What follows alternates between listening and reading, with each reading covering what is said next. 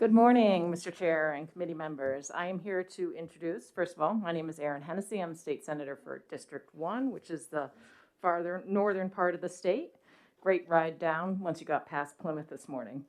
I'm here to introduce SB 260 relative to search and rescue teams activated by Fish and Game. And this bill really helps all of our search and rescue teams, our official search and rescue teams. If you have read any of your newspapers within the last 2 years, you can read it weekly. These teams are very active and they are volunteers and very important to the state. And Chief Alan Clark from Sugar Hill is here to tell you more details about this. Thank you. Thank you, Senator. No questions? No. All right. And my sign-up sheet is where?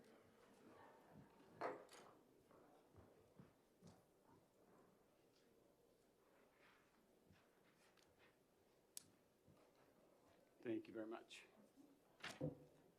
So I believe it's Aldi? Clark? Yep. Alan. Thank you, Alan. I'm sorry about that. Yeah, I want penmanship as well.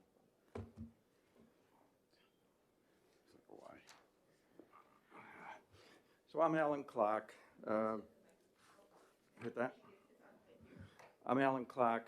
I am the fire chief in Sugar Hill, but I was responsible for, in 2005, developing what's now known as the Pimmajawassett Search and Rescue Team, effectively called PIMI Search and Rescue.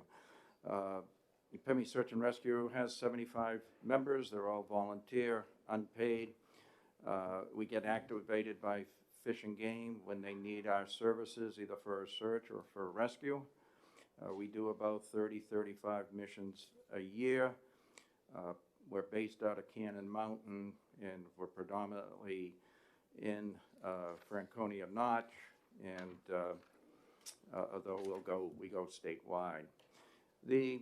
I had approached Senator Hennessy to see if she would be willing to file the bill that she filed, which is an amendment that would allow unlicensed EMS providers, essentially, to put that on a victim that that is 3 or 4 miles up a mountain with a lower fractured leg.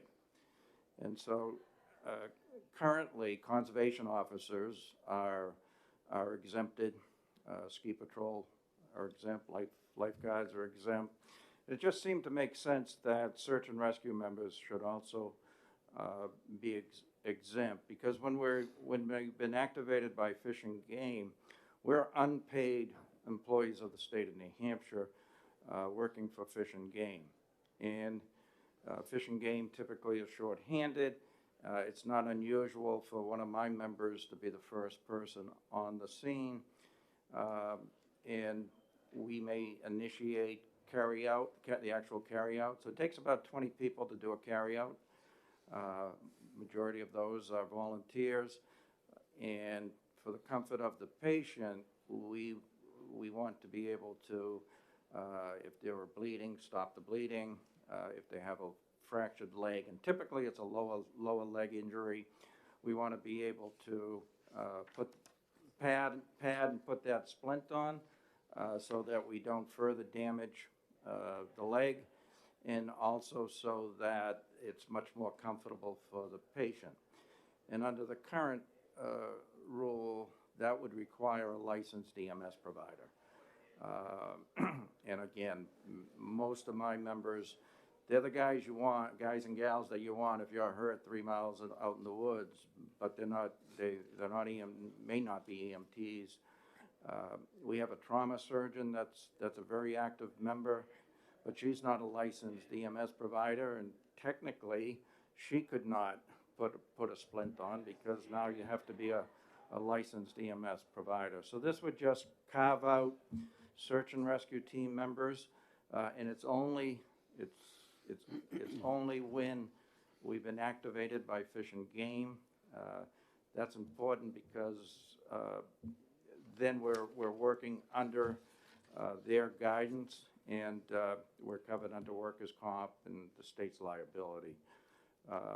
And then there's also a little quirk. So I am a licensed EMS provider, but I'm getting old, so I don't necessarily go up anymore. I'm usually in the parking lot coordinating. But if I did go up, if I went up the Falling Water Trail, I start off in Franconia, and I'm a licensed EMS provider for 3 towns.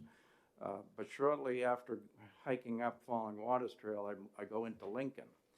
And technically, if I put that splint on in Lincoln, unless I specifically ask permission, what I've done is illegal as well. So this just kind of cleans up the language, doesn't really change a whole lot, and just makes really what's probably has taken place throughout the state.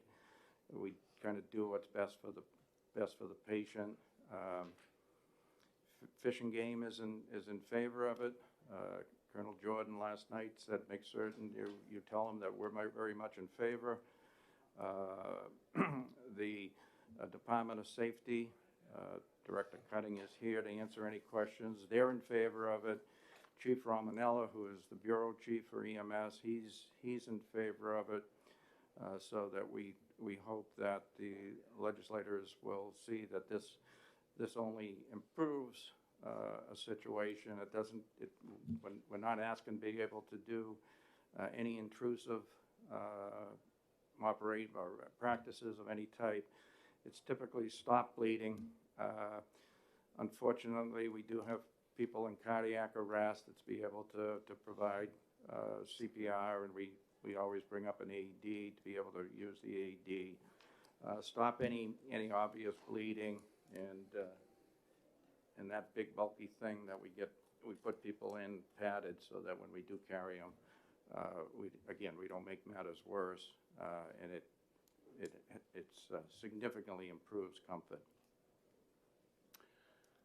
Thank you for your testimony. Questions from the committee? Senator Gatter.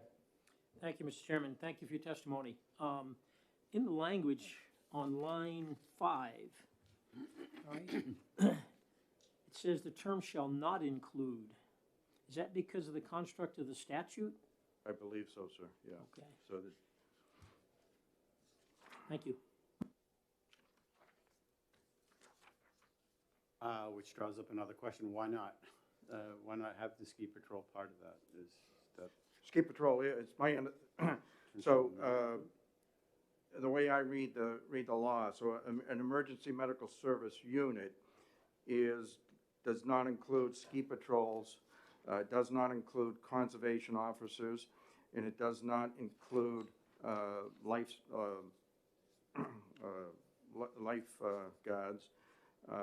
And the intent, again, is to add search and rescue in, so we would have that same exclusion. All right. Any further questions? Colonel?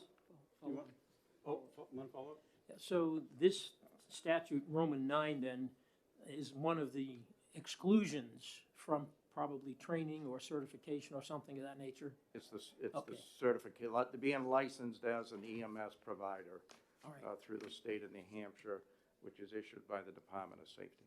So this would exempt you from having to be certified to do the first aid? That's correct. Thank you. Yeah. Colonel Jordan, do you have any? Would you like to? I think the chief hit it. He did a fantastic job, and his team is absolutely necessary for us to carry these missions out. I was not aware of this loophole until he brought it to our attention. That's a concern, Okay. because people would have the ability to hold him liable, which is not fair. So I think it is a good addition, and the answer to your question, Senator, was that's correct. These groups were excluded from the licensing requirement. We would now ask that our volunteer groups be excluded from that too, so they can continue to do the great work they do for us. We couldn't do it without them. They are typically the first responders. Great. Follow up. So my assumption would be then that you're covered by Good Samaritan stuff, Good Samaritan laws. You're not liable for work that you do in an emergency situation. Well, this would exempt them from the licensing requirement. So that's a big deal. Would allow them to treat people in towns they're not currently licensed in if we call them and ask them to respond. Because they were not part of that initial exclusion in that law. Yep. That old law. If I could have you point that microphone just a little bit towards you, that way we just. Yes. Yeah. I'm sorry, I'm current, he caught me off guard this morning, I apologize. Kevin Jordan, I'm the Chief of Law Enforcement for the New Hampshire Fishing Game. Thank you, Mr. Chair. So will your members be exempt from lawsuits for duties that they perform under an emergency being non-licensed? I mean, I know we have a Good Samaritan law, but would we want to amplify that or bolster that in this legislation to ensure that that's the case? Yeah, I think being exempt from the licensing requirement is the big issue. Our people, we face, I suppose, liability, but we would be, since we're unpaid and state employees, as long as we're acting in our scope of training and had been activated by Fish and Game, the state would have to indemnify us if for some reason we weren't. So that's beyond, we have no problem. Our people are trained. We just don't want that requirement that they have to be a New Hampshire licensed provider, just like the conservation officers. Follow-up. Yeah, so just a statement, and my concern is that in a litigious society, if we don't specifically make it very clear that your duties as volunteers, Good Samaritan notwithstanding, are exempt from prosecution or litigation, then someone somewhere is going to sue you regardless, and you're going to wind up spending dollars out of your pocket to defend yourselves. That'd be my concern. So I may look at amending this to add some kind of a protection of that sort, if that's okay. That'd be fine. Yeah. And one question, this protects you with workers' comp and all that as well? Yes, so you have already, this committee actually was part of it, that covers our volunteer base when they're working, and it also last year, I believe, or the year before, we returned and asked you to cover them while they were training with our state's workman's comp, and that works very well so far, so we're in good in that shape, Senator. Excellent. Further comments, questions? Thank you, gentlemen. Thank you. Thank you. Anybody else want to speak up on this topic? If not, we're going to close the hearing on this. And I'll need a sign-up sheet for the next bill. 9:15, right on time, so we'll hear from the prime sponsor of SB 266. Please introduce yourself. Thank you, Mr. Chair and committee members. For the record, my name is Harold French, Senator from District 7. I'm here to introduce today Senate Bill 266 relative to the limitations on taking another person's lobster or crab trap or pot. This has a minor change in it, and it's on line 5 of the bill, except for those that are clearly abandoned or no longer may be used for their intended purpose. This bill is intended to assist in the cleanup of lobster traps, abandoned lobster traps, the metal ones that you find in the water. I have several people following me that would like to talk, and they have volumes of information for you to digest. We were thinking allowing these other people, these divers, to mark these locations of abandoned pots would be much more preferred than fining the fishermen for these abandoned pots and the cost of cleaning up after them. So I think this is a good way to handle this unfortunate situation of trash in our oceans. Thank you, Senator, for bringing this up. Senator Perkins-Quokka? Yeah, thank you, Senator. I was just wondering if you'd considered a definition for clearly abandoned or may no longer be used, because I think it could create a lot of ambiguity, especially along our coast. Yeah. And I just wondered if you could talk a little bit about that. I haven't looked into one. I don't know if it's defined within the statute now, but certainly if it's not, we could certainly define it with an amendment. Thank you. Senator Waters? Thank you, Mr. Chairman, and good morning. Good morning. So you're, as you know, I'm sure there's going to be a lot of pushback on this from fishermen, and there's been longstanding concerns about this issue, about who touches pots, no matter what condition they're in. So you're aware that the folks who'd like to help could participate in the annual cleanup under the supervision of the conservation officers, which is kind of what's done now, and be able to offer their help as dive teams to the conservation officers? And that's held annually? Yeah, yeah. So once a year, we go in and clean up the mess? We can't do it as it's found?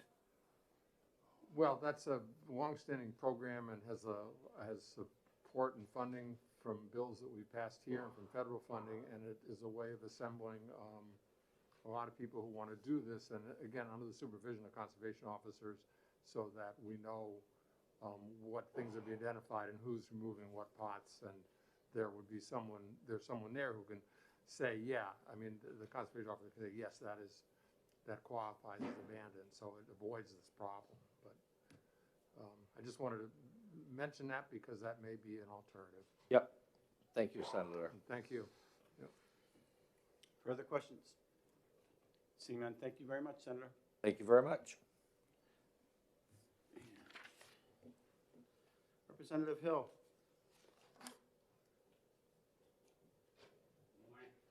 Good morning.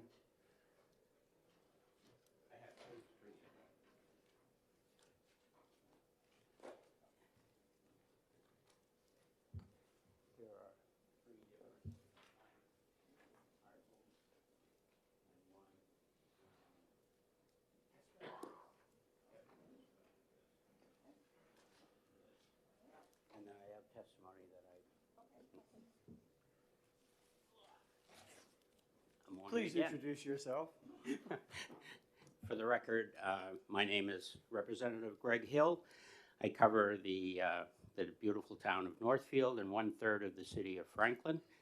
I'm here to talk about Senate Bill 266, making one small little change, as you've seen, simply allowing, for the purpose of assisting bill number, Senate bill from last year, 247, I think it was, that created a coastal cleanup. I'm hoping to tag on to that bill and allow the cleanup under the water, basically. That bill created a fund in order to do coastal cleanups, but it doesn't mention anything under the water. And it doesn't take long to run into a scuba diver in New Hampshire that can tell you where there's a pile of sometimes 200-300 traps all combined into a great big ball. There's a couple of them right off Pierce Island in the Piscataqua. These are known. They're actually almost navigational aids at this point. You know, divers will say, go out to the pile of traps and then go right. You know, it's an immense problem. I've given you a couple of articles that Canada and a couple of universities are doing in the Northeast. They regularly go out and pick up hundreds of traps. There's some estimate in Maine, I think it was Bath, that was doing a cleanup, and they said there has to be 800 traps inside the harbor. That there right now, some fishermen are actually dragging a piece of chain with grappling hooks on it to pick up traps, and they say almost every drag they do, they will pick up something. And so it's an enormous problem, and the world is looking at it, actually. There are a number of organizations, one of which is here today to testify for you. The trouble that I see, and I wasn't aware of this, so I'm going to assume you aren't as well, these abandoned traps, these ghost traps they call them, continue to fish, even though they don't have any way for a lobsterman to bring them up. So what happens is a lobster will die in this abandoned trap, even though they have discs. You will hear testimony that there are discs that biodegrade and are designed to allow lobsters to leave. If the trap is on its side or mangled in some way, the lobster doesn't leave. But then the lobster becomes bait for someone else to come in, and then the cycle continues. Almost every diver will tell you that they've come upon traps that have fish, have crabs, have something in there. The Canadian report was saying that they had 60% of the traps had lobsters in them that they found that were abandoned, and in addition, endangered fish. So this just continues this cycle over and over again. There's no telling how much damage they do. There's also no telling how much damage is done when they're dragging a chain with grappling hooks across the bottom. All of that is not what we're looking for, I think. This is an easy way. This bill is a solution because right now divers are prohibited, even when they find this, to even tag it or touch it. They can't release animals that are stuck inside. They can't do anything what human nature would tell you should do. So that's what this is designed to do, is to allow the release of captives, and it's also a way of being able to tag for later removal some of these traps. So with that, I'll end my testimony. I'm happy to answer any questions, but I will tell you that there are experts behind me, including a dive shop owner who is willing to start classes in order to teach new divers how to handle abandoned equipment. Senator Gaida, I see your Just finger on the button. perhaps a follow-up to Senator Perkins Copa's question. Yeah. So clearly abandoned, would that be essentially a trap that's on the ground, on the bottom, without any means of it being picked up? With Heather. Correct. I mean, some of these, I have some pictures in there. Some of these are submerged. Some of these are, obviously can't be used for the purpose they're intended. There is a definition actually in Senate Bill 247. It talks about abandoned or derelict or something like that. So it may even be tied on to that bill as well, if we come up with whatever that definition would be. Senator Waters? Thank you, Mr. Chairman. Good to see you. Good to see you. So you mentioned the bill last year and this long-standing program. And this committee will remember that we had a lot of discussion about abandoned gear at the bottom, and that was one of the motivations for the bill, was to help us deal with the ghost traps and these, large balls of things there, and that's one of the things that the bill explicitly was meant to address. So my same question for you as I had for the sponsor, that, given the fact that we have this organized cleanup program, which would allow the supervision of conservation officers for the identification and the removal of this, why do we want to, kind of create the enormous kind of problem that's been over the years with unlawful access to lobster pots, and that there's few things that get fishermen more exercise than this. So why, open up that, not can of worms, but can of pots. I got it. If we have an existing program that the divers could participate in and would address these issues. Thank you for your question. So my answer would be, it's a very good idea to have this annual program that you're talking about. Thank you. I would just say that it's obviously not sufficient. We're not able to clean up mountains of this stuff and the single traps as we speak currently. So the back page of that, you'll see that is actually a mountain of that one that you were just holding. There are more than what that single annual cleanup will do. The other problem with that is these traps move. The storm that we just had yesterday will move this stuff. So you know, if you mark it with the idea that you're going to clean it up in June when you come, when you pick the annual day, there's a good chance it's not going to be there. Stuff moves with big storms that we have. So as good as it is, it's just not sufficient in my estimation. And we have access to people that are there on a daily basis. I would think there's no reason why we couldn't figure out, we're smart people, we could figure out some way to identify it. And even if we, you know, one of the ideas was to attach a buoy that lobstermen would know is an abandoned trap, and they could pull it.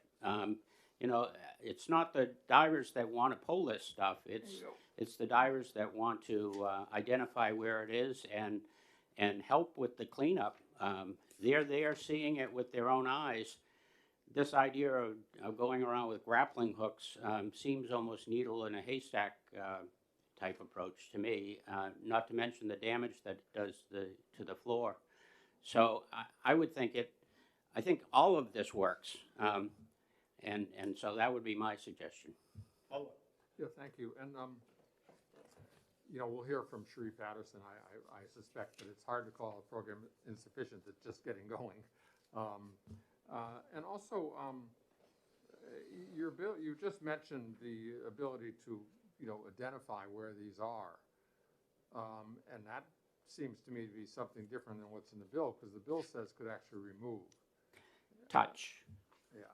Yeah, I don't think, you know, it's with the idea of being able to remove, but I don't. Excuse me, just look at line 4. Take, remove, or carry away, or shore, any such pot. That was the language, I think, from the original. Those that are clearly abandoned no longer may be used for intended purposes. Yeah. So you see who determines that now. And just one question I do have. Are you aware of the new federal regulation that's coming down? It's going to change the ways in which pots are buoyed and may create great confusion as to what is actually abandoned or not, because that will be changed. The lineless Yeah. type? Yeah, I am.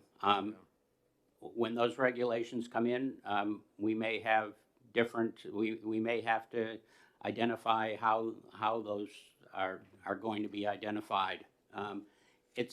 There is on one of those sheets on my testimony, I think, is the language from last year's bill, and it talks about abandoned and derelict equipment. That may be the perfect place to put how is that identified, how is that determined? So it is in law now, the definition is just not there. Well, thank you. I would suggest that that's exactly why we want the presence of a conservation officer, so there is an ambiguity over that, because this. Then we're going to need a lot more staff. This is people's property we're dealing with. Thank you.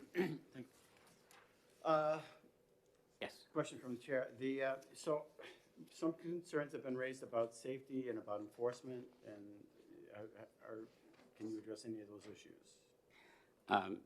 Sure. In terms of this program, so I don't, enforcement from the standpoint that someone is touching. Not abusing it, taking lobsters illegally, reporting how many they're taking,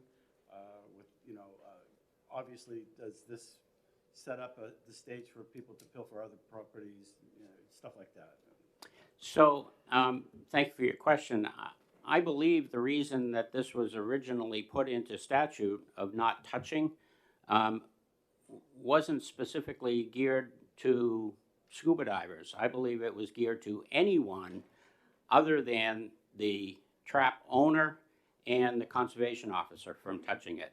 So I think they were also looking at other lobstermen touching other lobstermen's equipment as well.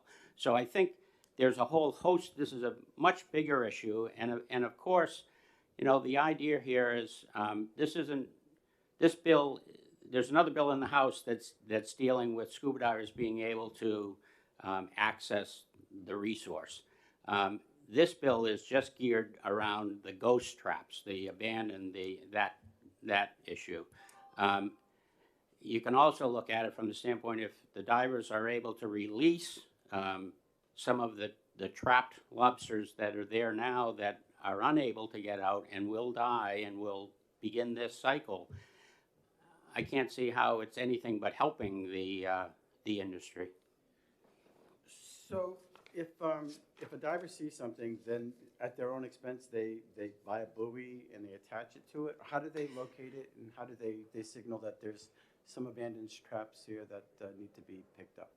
So this was just, thank you for your question. This is just one of the ideas that was coming about. And in the past, there wasn't money available for a diver to have to purchase a certain number of buoys and things. With this bill that passed last year, it would be my hope that from that fund, certain dive shops, certain individuals, certain organizations would have this access. And they would be provided these official marker buoys that right now, if we had that marker buoy, we couldn't touch the trap in order to put the marker buoy on it. So that would be that's just one suggestion. I'm sure there are others. You may even hear others today. Just one final question, if you may, Representative.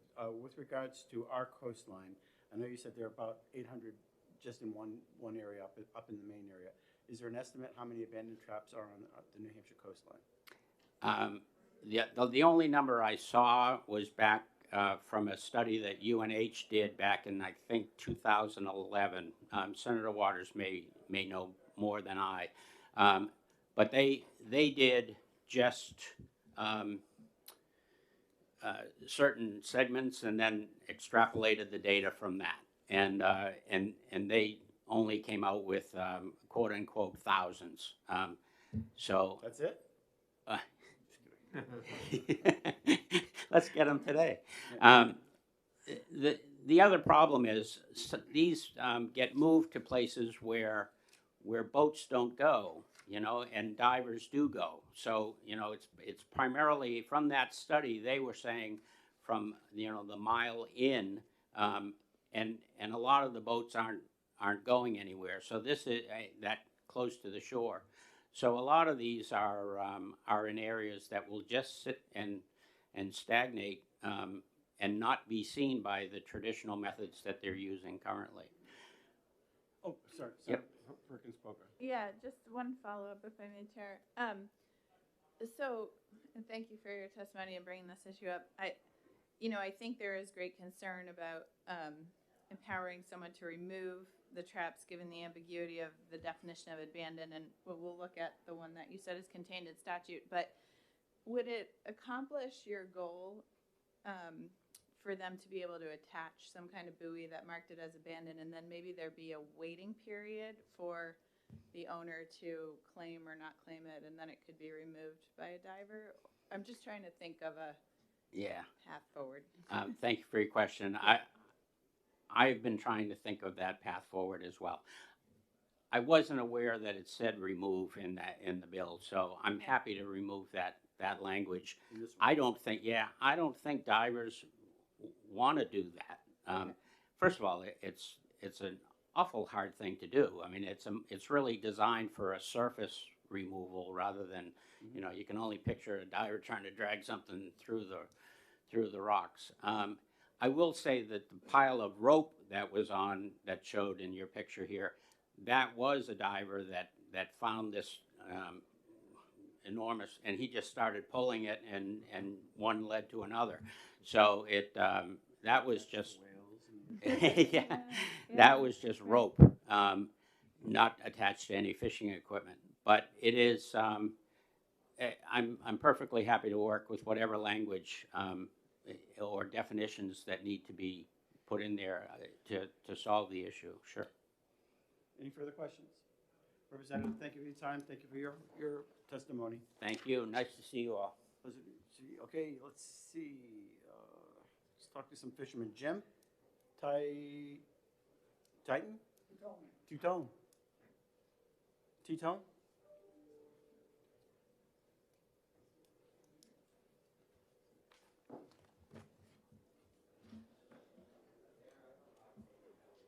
Good morning. My name is Jim Tatone. I'm from Seabrook, I've been fishing lobsters in the state of New Hampshire since 1965. On behalf, dear Mr. Chairman and Senate committee members, on behalf of the 60 members of the Yankee Fishermen's Cooperative, I appreciate the opportunity to provide public comment in opposition to this bill. The proposal to amend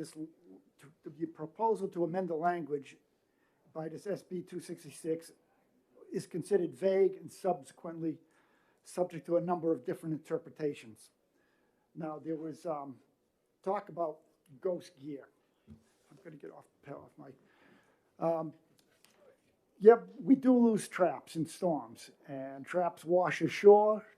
Traps get cut off and remain out in the ocean. As lobstermen, we do everything we can to retrieve these traps. When they're ashore, we will call one another when we find out traps are on there, and we cooperate with each other at picking up traps off the beaches.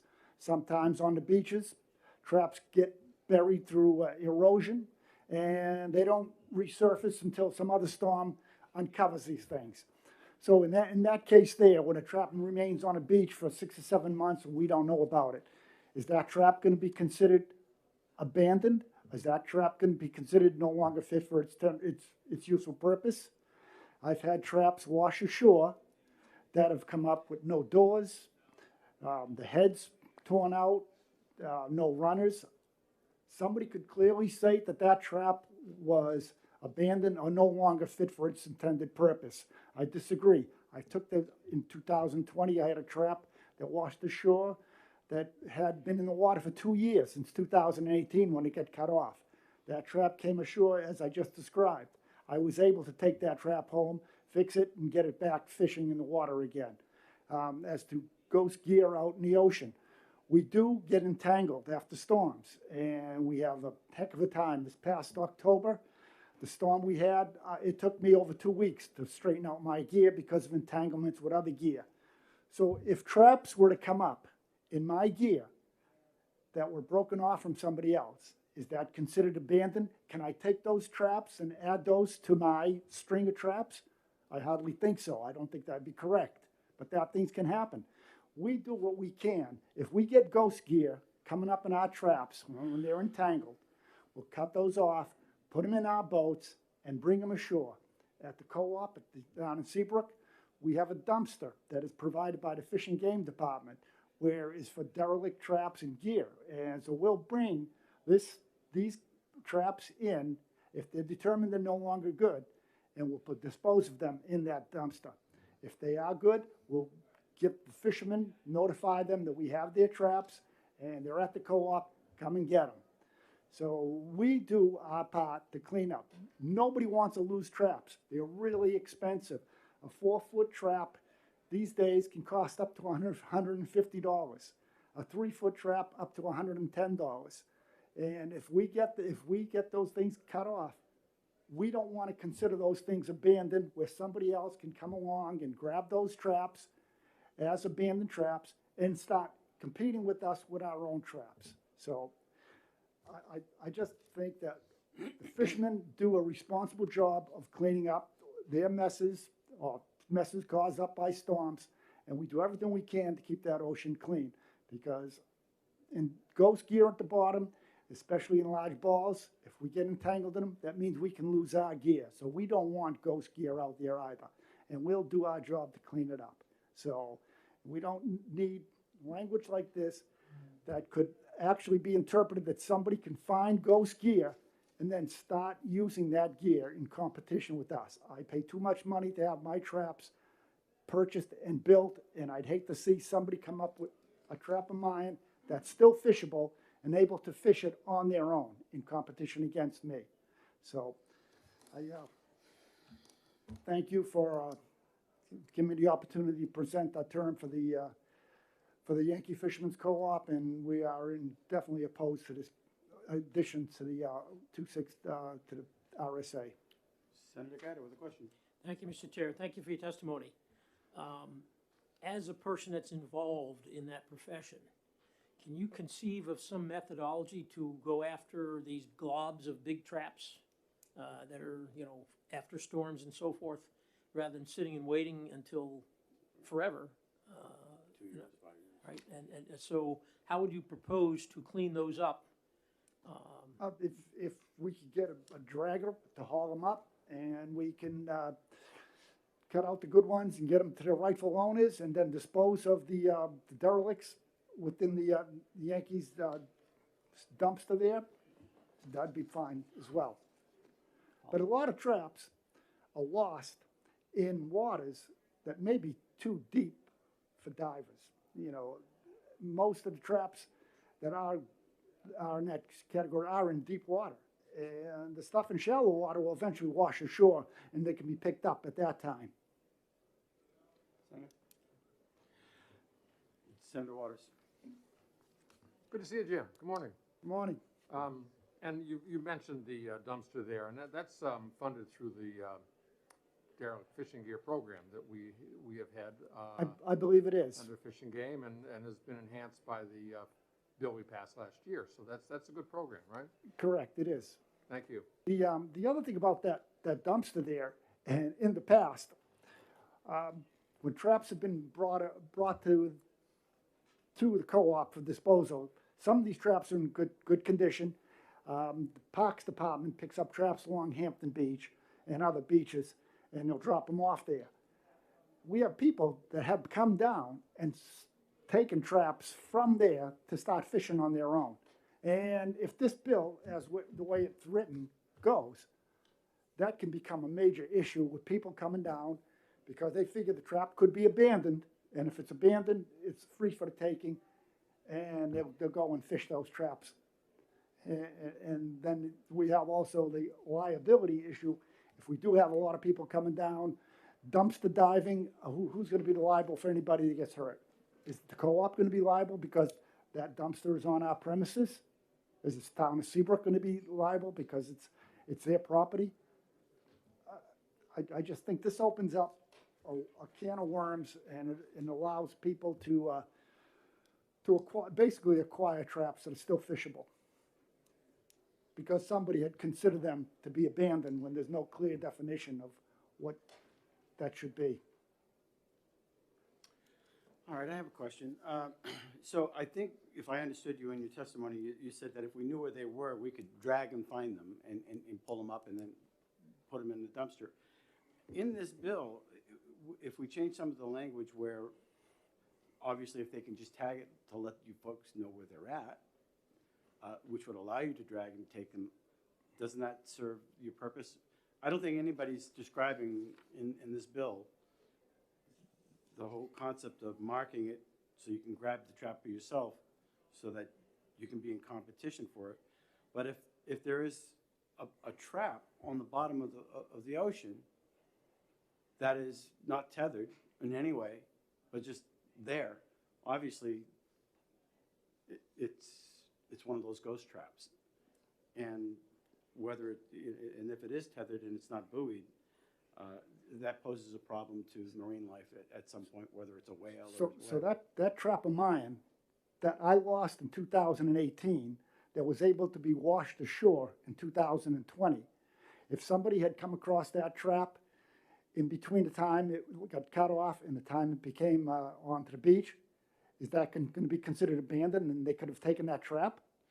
Nobody's saying about taking the trap, just marking them. Well, like the representative mentioned, as far as deleting some of that language as far as taking. But if you just were to mark them and buoy them so that you could say, hey, this is an abandoned trap, that allows your organization to come in and grab that trap and clean up that trap and maybe send it to the proper owner of that trap. But taking of the trap, and we can strike that in this language. And but if you know where they're at, it allows you to go drag and pick them up yourself. Wouldn't that be helpful to you? This past October, I had lost an 8-trap trawl. Both buoys potted off. And fortunately, I was able to grapple that up, because when we lose traps, we do attempt to retrieve them through grappling process. Sometimes you may not be successful. Other times we are successful. But those were brand new traps. Mm-hmm. And with 2 buoys gone, and if somebody were to come down and find those 8 traps there and consider them abandoned, then to me, that they could have taken those traps and used them for their own purpose, whether it be a lawn ornament or whether they want to be in competition with me and fishing those traps. But that would be illegal, right?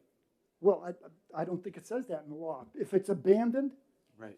So if we struck Or- the language as far as taking it and just added to the fact that marking I it, think the language has to be really clear Mm-hmm. that the only purpose that these divers may want to go down there would be to tag and not consider the traps abandoned, or nobody should be able to call what trap is fit for its intended purpose.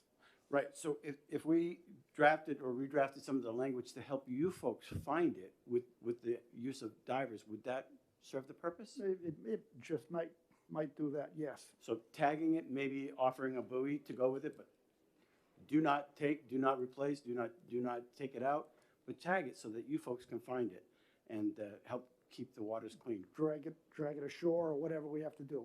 Yeah. Senator Waters. Thank you, Mr. Chairman, and I appreciate, the recognition here of the issues that this language creates, but, it's been thrown out tagging or buoying and so forth, and, might it not create a problem if you've got a whole lot of lines and buoys popping up out there and, for navigation, or if nobody, knows particularly where that is or whose pots they are, then you've got another line out there to potentially get snarled or otherwise create a problem for ocean transit. If something were to be tagged, it should be properly removed immediately. It's not hanging around there Right. to cause some additional entanglements in the future. Right, so if somebody tagged one of these, maybe their responsibility would be to notify your organization or an organization so that you can immediately go after it. Obviously, There would you be clean up fishing the game, beach. I imagine. You clean up the beaches if somebody's notified. So if somebody says, hey, look, I found these, I don't know, they're untethered, there's some lobster in them, don't want to touch it, but hey, here they are. Would that help you folks? Yep, definitely would. Senator and the Berkeley other spoke. thing Did about- you have a question? Okay. I really appreciate your testimony. Obviously, we want to keep the waters clean. We want to save your industry, make sure that it's protected, but at the same time, keep our ocean floor clean. And so there's got to be a way we can work together. on this. Large balls of traps that have been lost, potential hazards for existing gear if you get caught up in it. Right. So, yeah, it'd be good to get it out. Thank you very much for your testimony. We really Thank you appreciate very it. much for allowing me the opportunity here. Thank you. Yes, sir. Gino Marconi?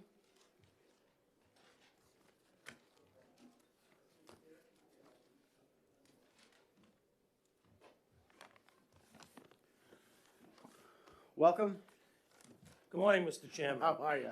Senators, thank you for the opportunity to come here today. For the record, my name is Gino Marconi, and I am the chairman of the Marine Fisheries Advisory Committee, which is established by RSA 211:60. And our job is to advise the Fish and Game Department and the state of New Hampshire on marine species related subjects. So the committee met and they had a discussion about this Senate bill. And at the end of the discussion, the committee voted to oppose this bill. I am not going to get into the weeds on it because I know that the Chief of Marine Fisheries, who attends all of our meetings, and we consult with her, has testimony to provide to you. And I know there are a couple of other fishermen that are here that have something to say about it. I will tell you that in thinking about this, I realized that I first got appointed to this committee in 1987. And for some reason, I'm still here through several administrations. And lobster gear and any fishing gear is very precious to the industry and to the individuals. And I want to caution you that as you proceed with this, that any changes that you may make to the language, and I'm not here to tell the legislature what to do, but just offer a caution that keep in mind that this is personal property, and even though it may be sitting on the bottom of the ocean, every square inch of those traps sometimes get used. In a previous life, I grew up in a commercial lobster family, and at the advent of the wire lobster traps, we used to save them, and we could cut pieces out of them to patch up the ones that were still fishing. But I will put another hat on for just 1 second, if I may, Mr. Chairman. In my real life, I am the director of the New Hampshire Port Authority, and we manage the commercial fishing, the state-owned commercial fishing facilities at Hampton and at Rye and in Portsmouth. And we work very closely with the department and with other organizations within the state on these trap cleanups. And for years, we assisted financially in those trap cleanups, sometimes paying for dumpsters, sometimes paying for someone to come down with a piece of equipment to load this stuff into the dumpsters. And the legislature should be congratulated on establishing this trap cleanup fund. It raises a concern, though, what I've heard here this morning, that there may be a depletion of those funds if someone comes and says, has a handout and says, well, I want to buy equipment to tag these lobster traps that are out in the ocean, and thereby diminishing what may or may not be in that fund for the cleanup. So I'll leave it at that and yield my time to those behind me that have more important things to say than I do. Thank you for your testimony. Senator Gaida. Thank you, Mr. Chair. Can you attest to whether or not these piles of traps are hazards to navigation in your oversight authority as a director? I have never, in the 28 years I've been at the Port Authority, had any complaints that these are hazards to navigation. Thank you. Yes, sir. Question on my part, if we were to redraft some of the language for the tagging, just for notification purposes, so that the lobster folk can retrieve their traps, is that a bad thing? I can't speak for the committee on that. I will give you my personal opinion, is if someone put a buoy line on it and called the conservation officer and said, hey, found some traps off of Odeon Point, there's a fluorescent orange buoy on it, the COs could probably, go check it out and find out about it. That's one of the other things that we work with at the port with Fish and Game. We provide docking facilities for one of their boats that they actually use to go out and inspect lobster gear. So, but again, I don't want to commit Fish and Game Department to do something. But that could be a positive. Yeah. Yeah. There is obviously a situation where we have traps that are abandoned, that there might be some piles and there might be some risk to some marine life, but obviously it's wholly to the fishermen and that their equipment, and so we want to make sure that they're protected in the process. But at the same time, we don't want to pollute our ocean. Excuse me. Well, if I may. Yeah. There's a lot of lobster gear out there, active lobster gear, and it's not uncommon for someone to have a line that catches on to some traps that may have been lost in the storm. It happens all the time, as far as I can see, and so my experience is I haven't been on party boats in the past, and party boats, or a big boat that Yep. wasn't mine, Yep. Got caught in a lobster trap Yep. line, which got in their propeller. Yep. And no fault of the fishermen or the lobster boat, but they had somebody, in order to free their propeller, they had to actually cut the line. I'm sure that happens more often than reported, and no fault to the lobstermen. But that is a scenario why also not just storms, but why you lose some of the traps, correct? the majority of the traps that are out there, the guys are running trawls, which has a buoy on each end.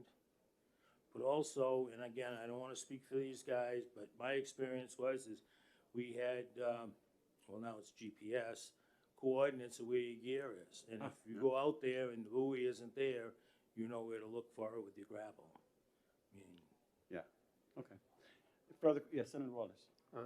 Thank you, Mr. Chairman. Thank you for your testimony, Gino. And to follow up on what you were saying about our establishment of the fund last year, that were we to create an amendment here that let the divers put a buoy on, that we'd want to be sure that that would not qualify for funding from that fund for the divers who wanted to do that. So that's something to consider, Senator, yeah. All right, thank you very much for your testimony. Well, thank you, and like I said, Mr. Chairman, there are some people here that speak more eloquently about this subject than I do. Thank you very much. Appreciate it. And thank you, that was, yeah, I was getting a tan. Okay, so Joshua Fax? Ford. I've gotten everyone wrong, so I'm gonna just continue down that path. I got the first one right? All right, Joshua. Well, Mr. Senator, Hey, you works. Yes, sir. all right, perfect. Been fishing since I got out of high school, and I'm also an open water diver, PADI certified. I've been doing this, like I said, since I was 17, 37 now. The problem with this bill that I'm opposed to is the fact that you're leaving interpretation to individuals. Like Mr. Fatone said, we're spending upwards of 150. Actually, I think he's actually underestimating what they cost right now. Because of COVID, materials are very hard to find, and as testimony has said, these grapples, or as he put, or the chains that we drag, are to find our own stuff. We've implemented things like whale safes for over 10 years now. The buoys break away at 600 pounds under a load from the thing. You go through, like Mr. Marconi said, as a trawl, you drag through it, you grab it. In no way, shape, or form do I want anybody touching my stuff. I'll put that right out there. You're talking in between one of those lines is about $1,200. I don't think it's up to the interpretation of an individual to determine what's derelict or not. It's up to the Fish and Game. We've always done very well with Fish and Game in their interpretation of the law, and what could happen is you could have trap theft, you could have all kinds of other issues, and they do the best that they can to prove it. If someone's in possession of gear that belongs to someone else, how can you prove now that it wasn't abandoned? I think it would be near impossible, personally. And it's been a problem in the past. And they corrected it by finding individuals guilty and going through it. So that being said, I mean, nobody really wants piles of gear on the ocean. It's not something that's profitable. But if I may interrupt you, there Absolutely. are piles on the ocean floor, so what do we do about it? The piles on the ocean, we do have a dive team through New Hampshire Fish and Game, I believe. Maybe you can throw some money towards them. I don't know. But I don't think an individual is going to determine what my gear is abandoned or not abandoned. What is trash to some is treasure to another. And that being said, I think it's up to the legal avenues of this state. I mean, when you do this every day, since you were a little kid, the law enforcement officers know you by name. When they come up and they do their routine checks and everything else. And when we do participate in the trap cleanup, oftentimes you'll see them in the back of a conservation truck that's pretty good, and they'll say, hey, we found one of yours, and they'll throw it in somebody else's trucks that's participating, or they get it back to the individual. Mm-hmm. So that being said, I think they do a pretty good job overall. I think they do an amazing job, actually, for the amount that they have to encounter. As for trap waste on the bottom, I mean, it disintegrates. I mean, we do impose, biodegradable hog rings.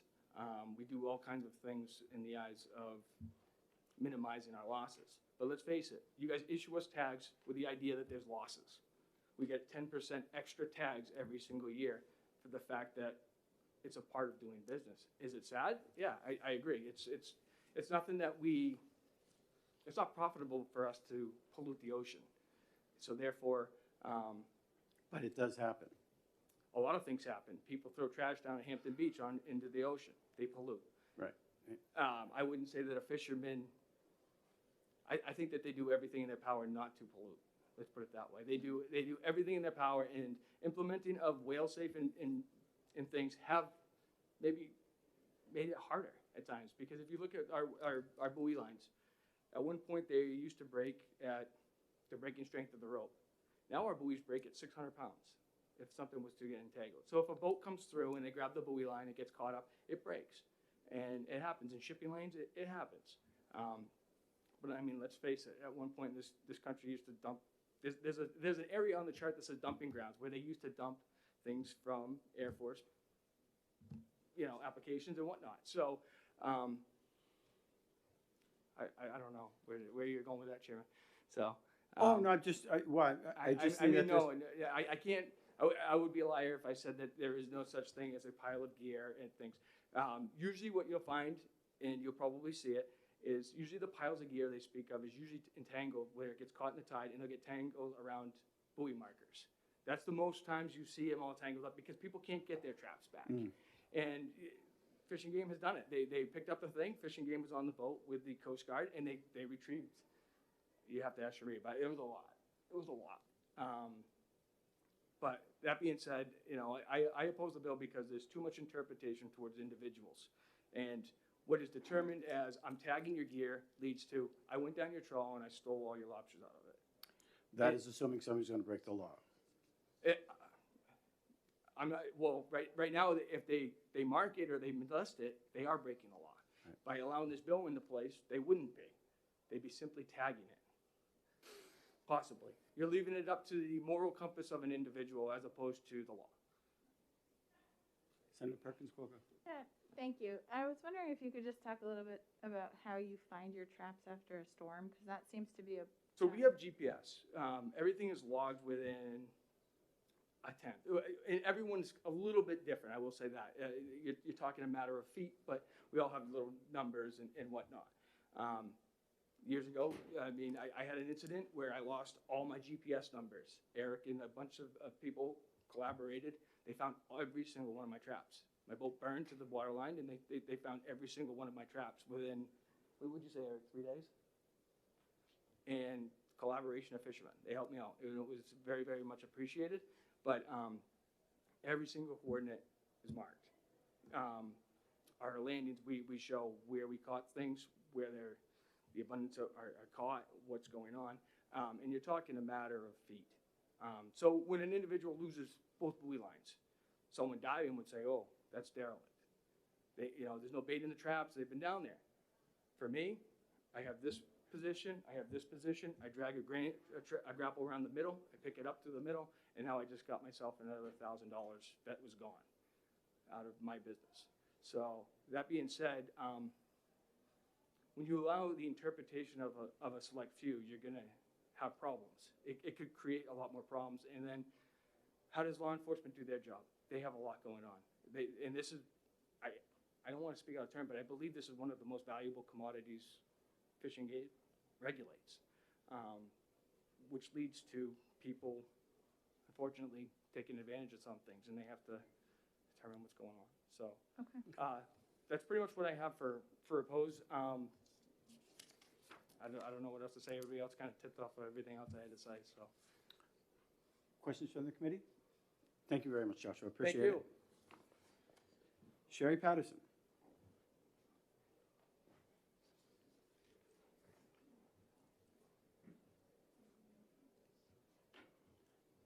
Did I say that right? It's always a tricky one. Cherie Patterson. Sherry? Yes. Good morning, Mr. Chair and members of the committee. For the record, my name is Cherie Patterson. I'm the Chief of Marine Fisheries for the Fish and Game Department. I am here to testify in opposition to Senate Bill 266 on behalf of the New Hampshire Fish and Game Department. Can you hear me okay? I can. Thank you.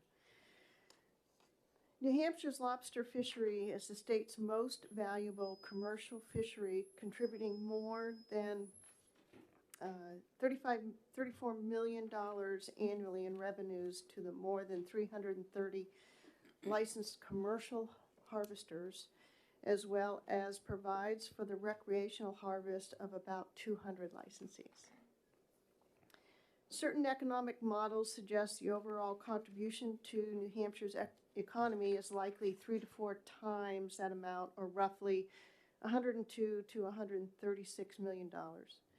As such, this is a highly regulated fishery with a variety of laws and rules designed to maintain a healthy lobster resource and a robust fishery.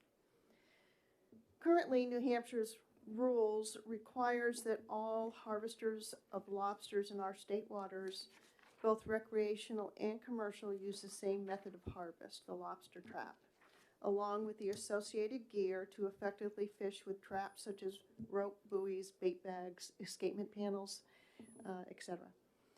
The department has 4 significant concerns about the effects of Senate Bill 266: ownership of fishing gear, conflict of owner versus non-owner, subjectivity of language as to what is clearly abandoned or no longer useful gear, and enforcement issues. The ocean is a dynamic environment and has many user groups competing for commercial and recreational opportunities in our short coastline.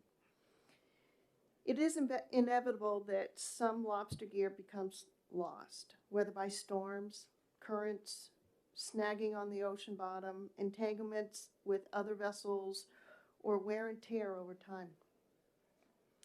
Commercial lobster harvesters invest substantially in their vessels, gear, and licensing to harvest lobster in state and in federal waters, and will make every effort to recover lost gear and will utilize parts of their recovered damaged gear while building replacement gear.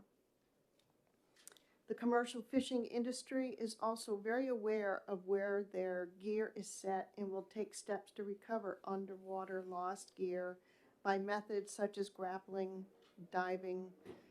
You heard trawling already from the industry members that have testified. They have clear lines of communications with each other. If gear is entangled or recovered by another lobster harvester, they will notify the owner of the gear. It is the owner of the fishing gear that is the person that should decide whether gear is destroyed enough to no longer be of use and be responsible for the disposal of that associated gear. However, despite their best efforts, gear is lost and ends up on the coast or at the bottom of the ocean. In efforts to address derelict and abandoned gear in New Hampshire, the New Hampshire Fish and Game Department and the lobster fishing community collaborates each spring, this is after the winter season and storms, and conducts a beach cleanup event. The New Hampshire Fish and Game Department has Marine Division and law enforcement staff present as the lobster community scours the coast and removes gear and brings the gear to stations set up in Hampton and in Rye. And this allows for the responsible disposal and recovery to the owners. This event has been held since 2007 and has recovered a total of approximately 166 tons of gear from the coastline. The towns of Hampton and Seabrook, North Atlantic Excavators, and the Yankee Fishermen's Co-op donate staff and heavy equipment for this event. And as you heard from Gino Marconi, they have contributed in the past financially to help with this event, as well as the Department of Environmental Services has also. Since 2015, the department has been involved with the Fishing for Energy program.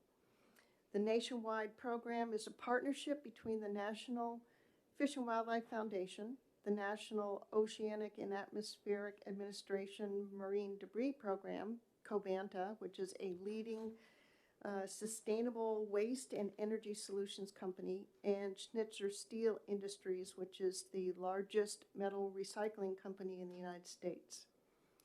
The partnership offers conveniently located collection bins to dispose of old fishing gear, making it easy for fishing communities to deal with the issue of derelict gear in a responsible manner. As a result, the partnership reduces the amount of gear that ends up in the U.S. coastal waters or the coastline itself, recycles gear made of metal, and processes the remaining gear and debris to generate removable energy at Covanta's energy from waste facilities. Essentially, they just burn what's left.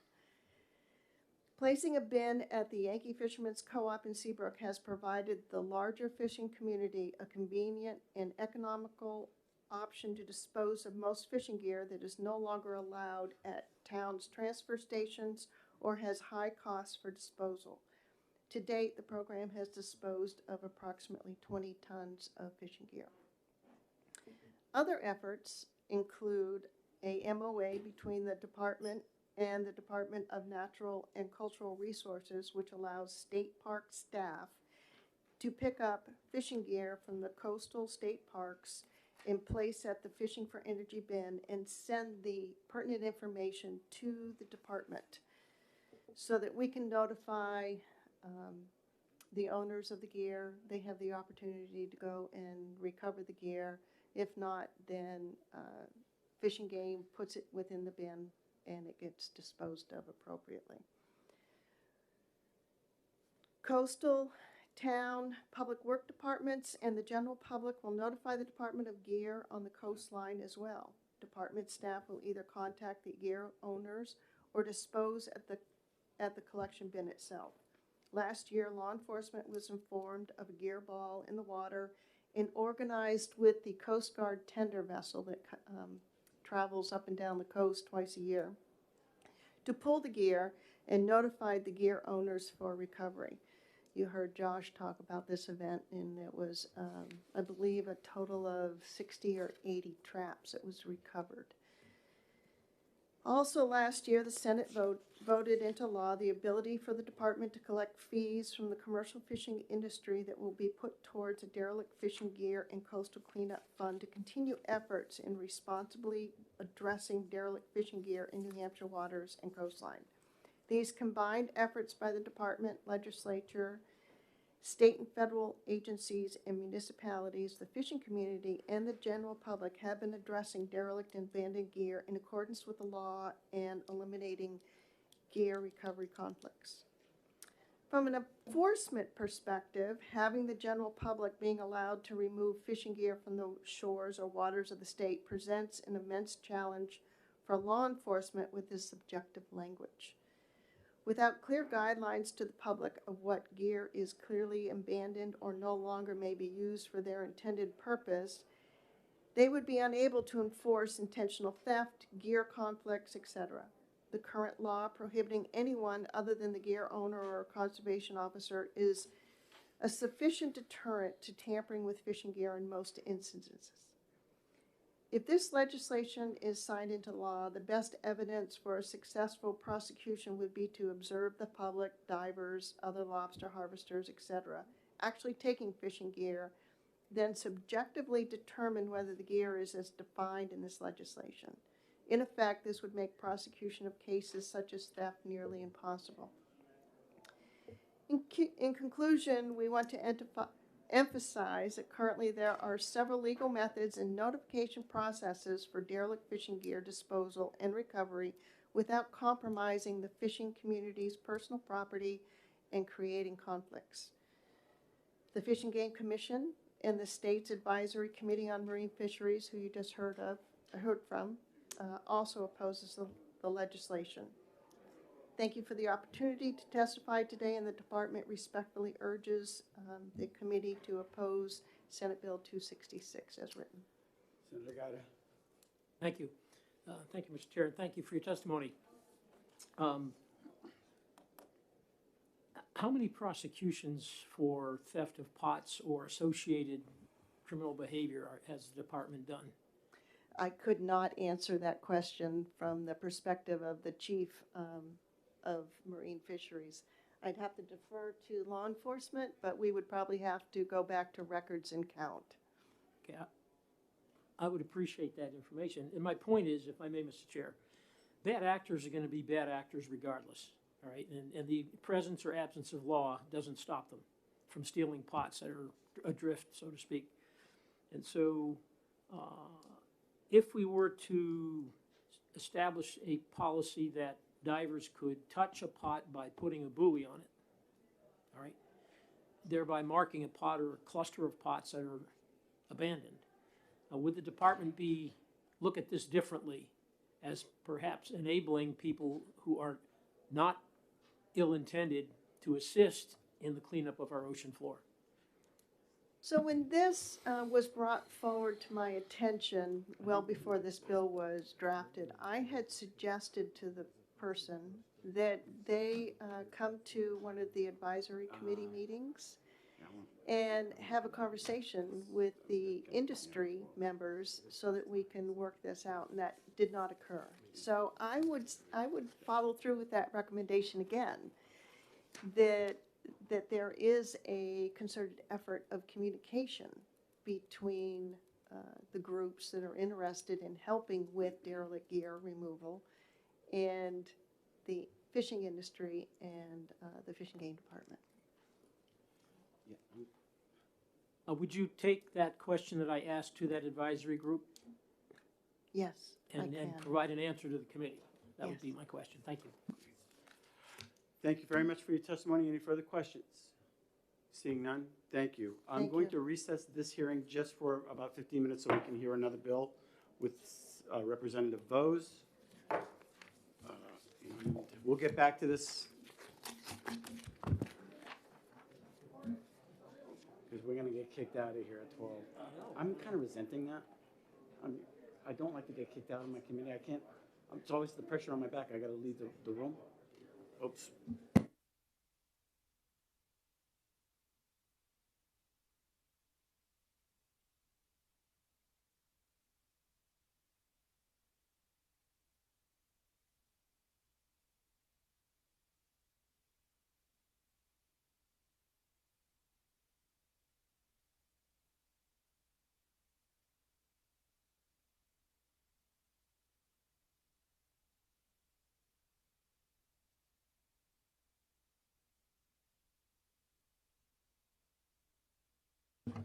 All right, we're going to open up the hearing for HB 549. Representative Vose, you have the floor. Thank you, Mr. Chairman. And my apologies to the members of the committee for not getting here as promptly. But I expect to have everything.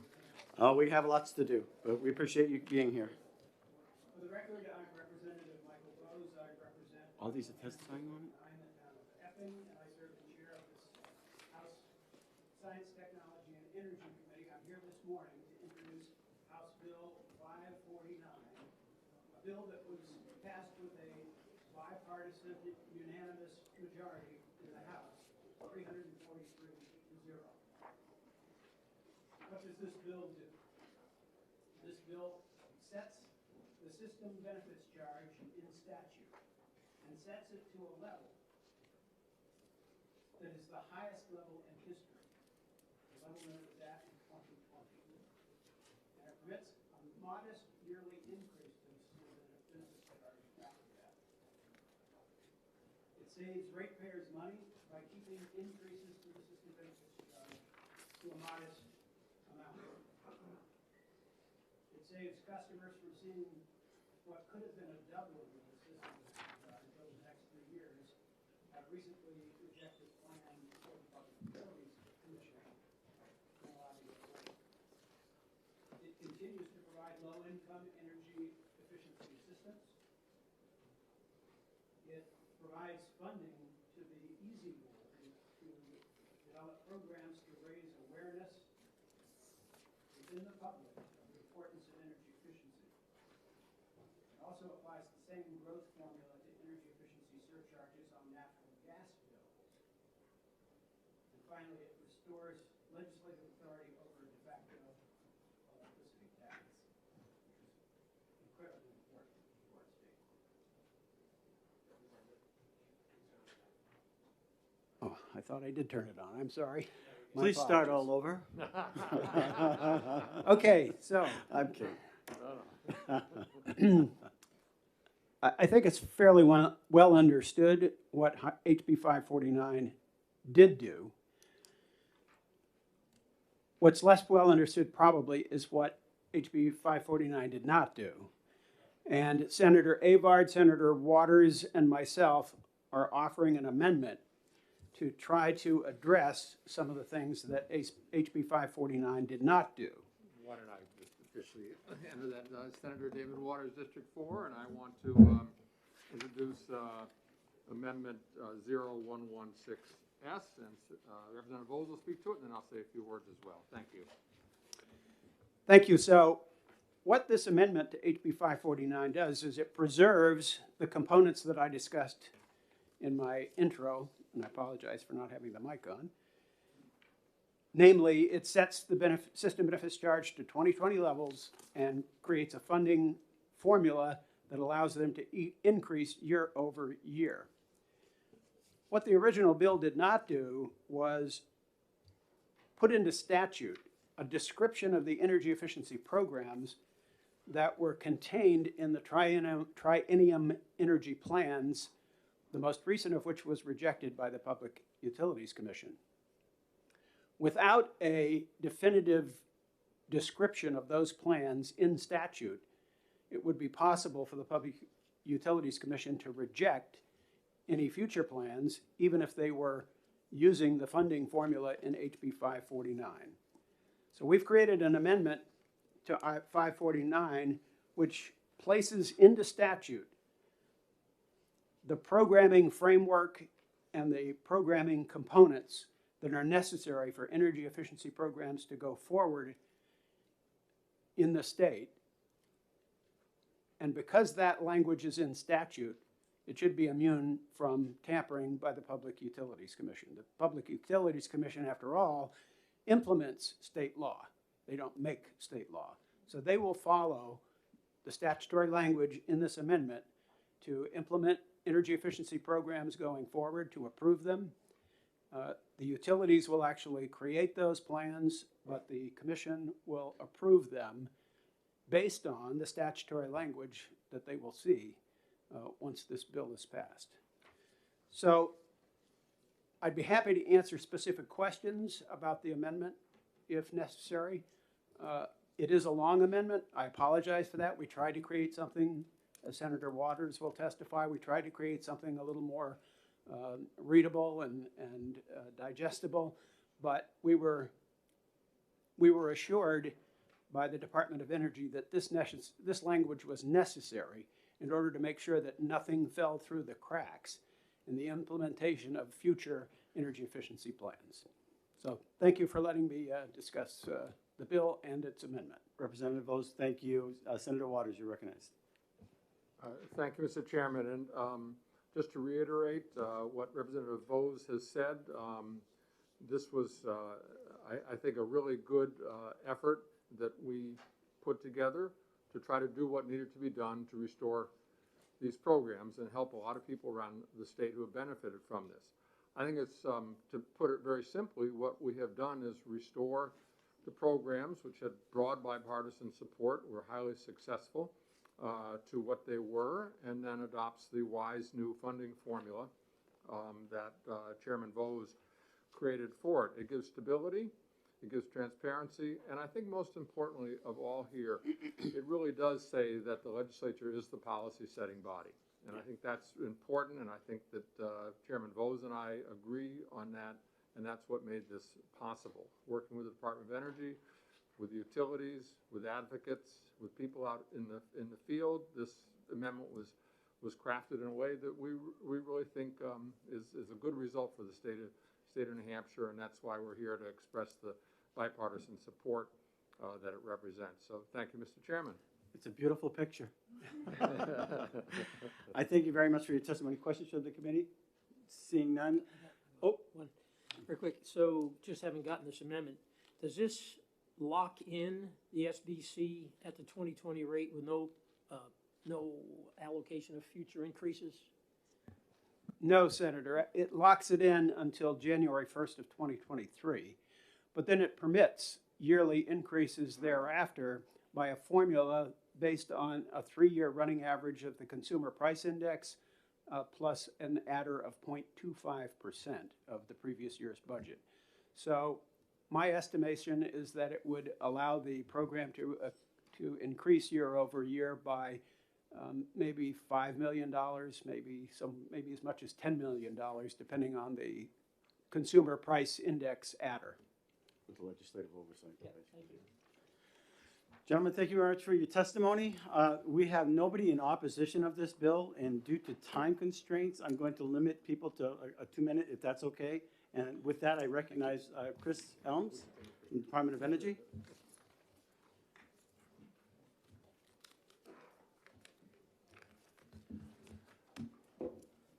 Welcome. Oh, we're going to have Brian join from here. Thank you, Mr. Chairman and members of the committee. For the record, my name is Chris Elms. I'm the Deputy Commissioner of the New Hampshire Department of Energy. I'm joined today by Brian Buckley, an attorney at the department. The department is fully in support of the amendment to House Bill 549. We believe it provides stability to the funding and programs for New Hampshire's energy efficiency programming.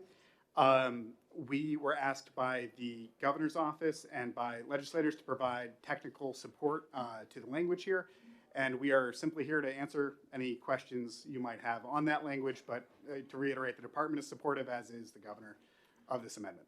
Any technical questions?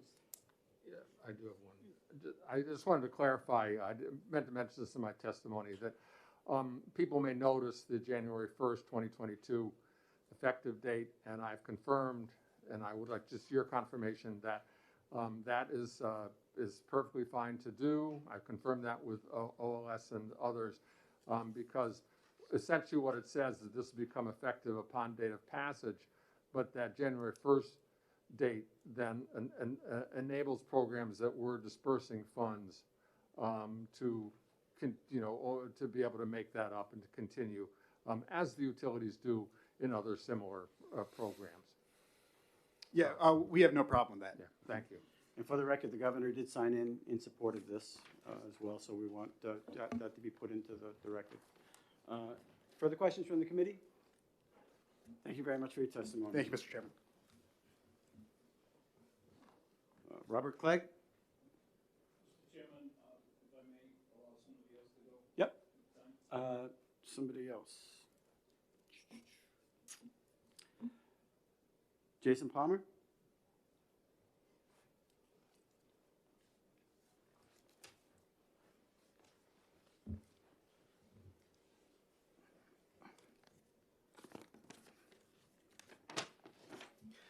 Good afternoon, Senators. Jason, just to let you know, we're on like a 2-minute, so if you got written testimony, do you have anything you want to speak from your heart? Well, obviously, I'm in support of this bill. It directly affects my business and my employees, but equally or more important, it affects my customers. I work in the low-income sector. These people are on fuel assistance that automatically gets kicked into a weatherization program. Most homes that we go to, these homeowners have no heat, no running water. Through this program, we go in and we fix this. I've gone to homes where little old ladies were heating their homes with an oven. I've gone to another home where the front door was missing and there was a blanket stapled to the door frame. Fortunately, my company and other companies like this through this program, we can come in and we can help these people. We change the narrative of how these people live. I find that equally or more important is my business thriving, and I am 100% in support of this bill, and hopefully we can continue to help people, because there is a waiting list and there's many people out there that need our support. Questions from the committee? How long is the waiting list? Some people are on it for years. Okay. It's gotten better as the program has evolved, but it's still a very long waiting list. There's many, many people on here that really need our help. Really appreciate your testimony. Could you hand that your written testimony to Trish? Thank you very much, Jason. Thank you. We appreciate it. Again, everybody here is in support, so I just for time constraints. Kelly Buchanan?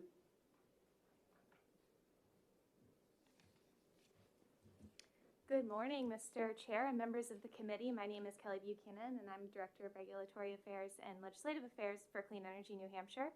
I will keep it very brief this morning. I submitted written testimony to you this morning via email, and I'm here today to say we are in support of House Bill 549. It really does provide us with the best path forward It's a consensus agreement on how to preserve, stabilize, and future-proof our energy efficiency programs in the state.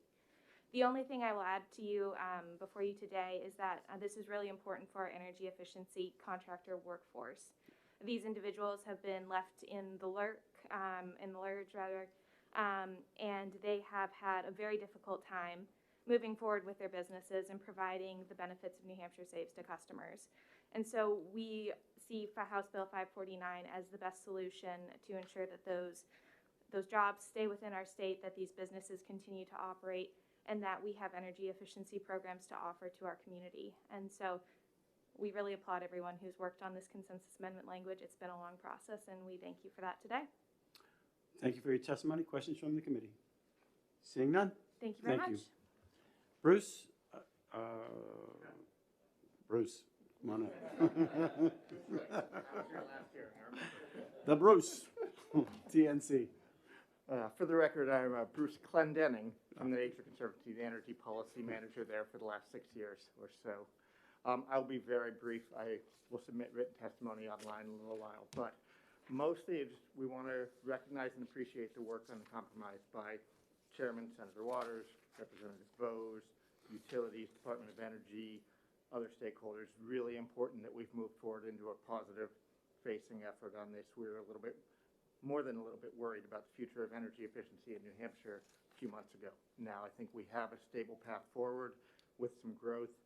The only other thing I want to add now, knowing your time issues here, is that we really appreciate the bipartisan commitment and support for energy efficiency as a key piece of New Hampshire's energy efforts, and it's really important for reducing, every class of ratepayers' abilities to reduce their costs and move forward while still getting the benefits that energy gives us. So, I could talk a lot more, but I'd rather keep it brief for you because I know you don't want me to. Well, thank you for your testimony, and put that into the record. Any questions from the committee? Seeing none. Excellent. Thank you. Rob Warner? Not wanting to speak. Good. All right. But in support. Matt Manning. No offense. I'll be very brief as well. Thank you, Senators, for the time. I'm Matt Manning with Elm Grove Companies. We are a owner-operator manager of a number of apartment rental housing units in the state. This program, I was first introduced to it in a duplex that I lived in. It was built in 1890, and my bills and my tenants' bills were $250, $300 a month in the winter. Very crazy for a small, 1,000 square foot or less unit on each side. If it wasn't for this program, that house would have never been weatherized. It had no insulation in the walls, no insulation in the attic. It dropped the bills to about $100 a month in the winter. With Elm Grove, I've replicated that with my partners in multiple old structures. There's a lot of 100-year-old housing in the state that has no insulation. And we see the same impact time and time again. It helps people who live paycheck to paycheck actually live better and keep their heat on. So I'll leave it at that if there are any questions. Do you have any written testimony? No. Okay. Thank you very much for your testimony, and we appreciate what you're doing. Thank you. All right. Thank you. No. Chris Helms. Kate Peters.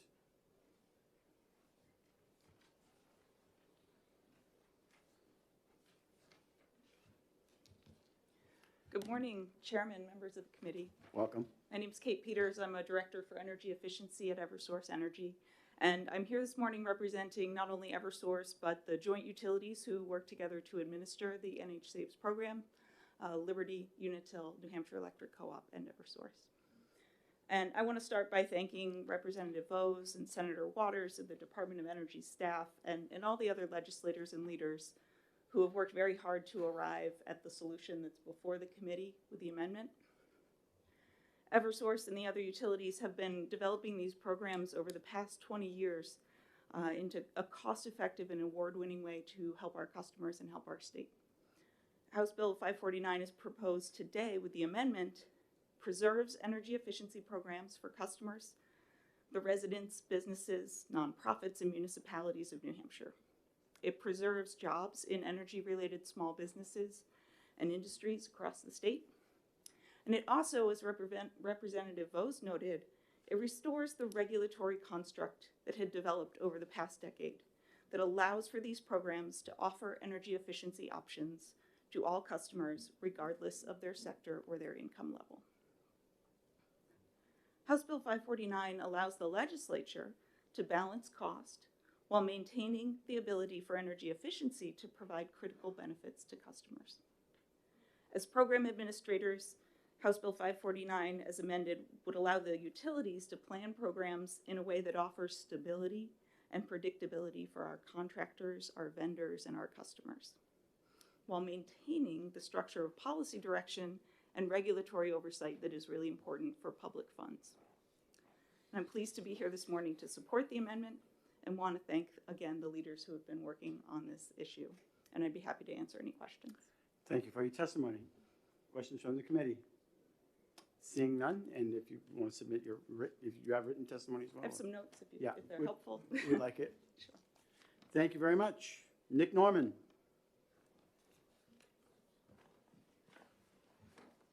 Thank you very much.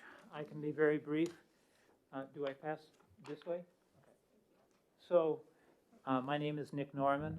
I'm the Government Affairs Chair for the Apartment Association of New Hampshire, and I lead the legislative initiative related to landlord-tenant law across the state. We have a readership of several thousand people that we send email legislative updates to every week. I'm involved in several landlord associations, so I hear the words from landlords very much all the time. We are in support of the bill, and we just would highlight that the New Hampshire Saves programs provide desperately needed insulation, upgraded HVAC equipment, saving residents real money. There's, it helps in facilitating construction of new housing. I think it's a good bill for doing some piece towards creating more affordable housing, which is a critical need in our state. It would, of course, reduce the aggregate demand on energy, which is very good for the state. We think it's a win for all parties. We support this in any program that supports the continued increase in our energy efficiency. Personally, in my company, we've used these programs many times. They're very helpful. Thank you for your testimony. Questions from the committee? Thank you very much. We appreciate it. Mr. Newell, Bill Newell? You were right at the top, and I skipped right over you. Sorry about that. Hi, good morning. I'm actually an owner of a weatherization company. I employ 25 people.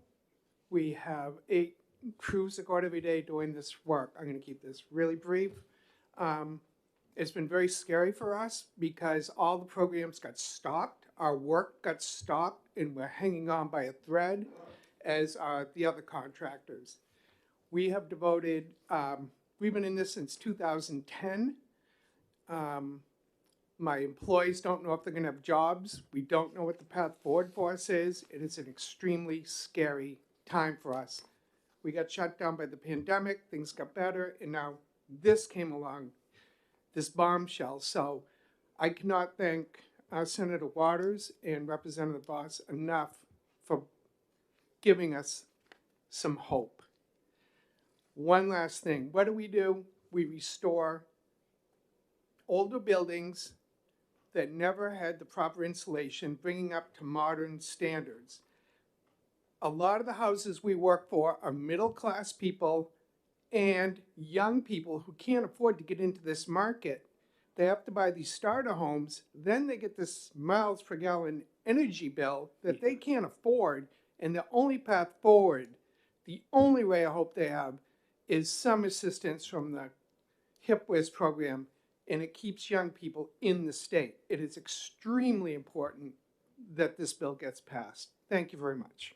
We appreciate what you do, and thank you for your testimony. Thank you. Mr. Mayberry, do you have anything to say? Just in support of the home builders. Home builders are in support?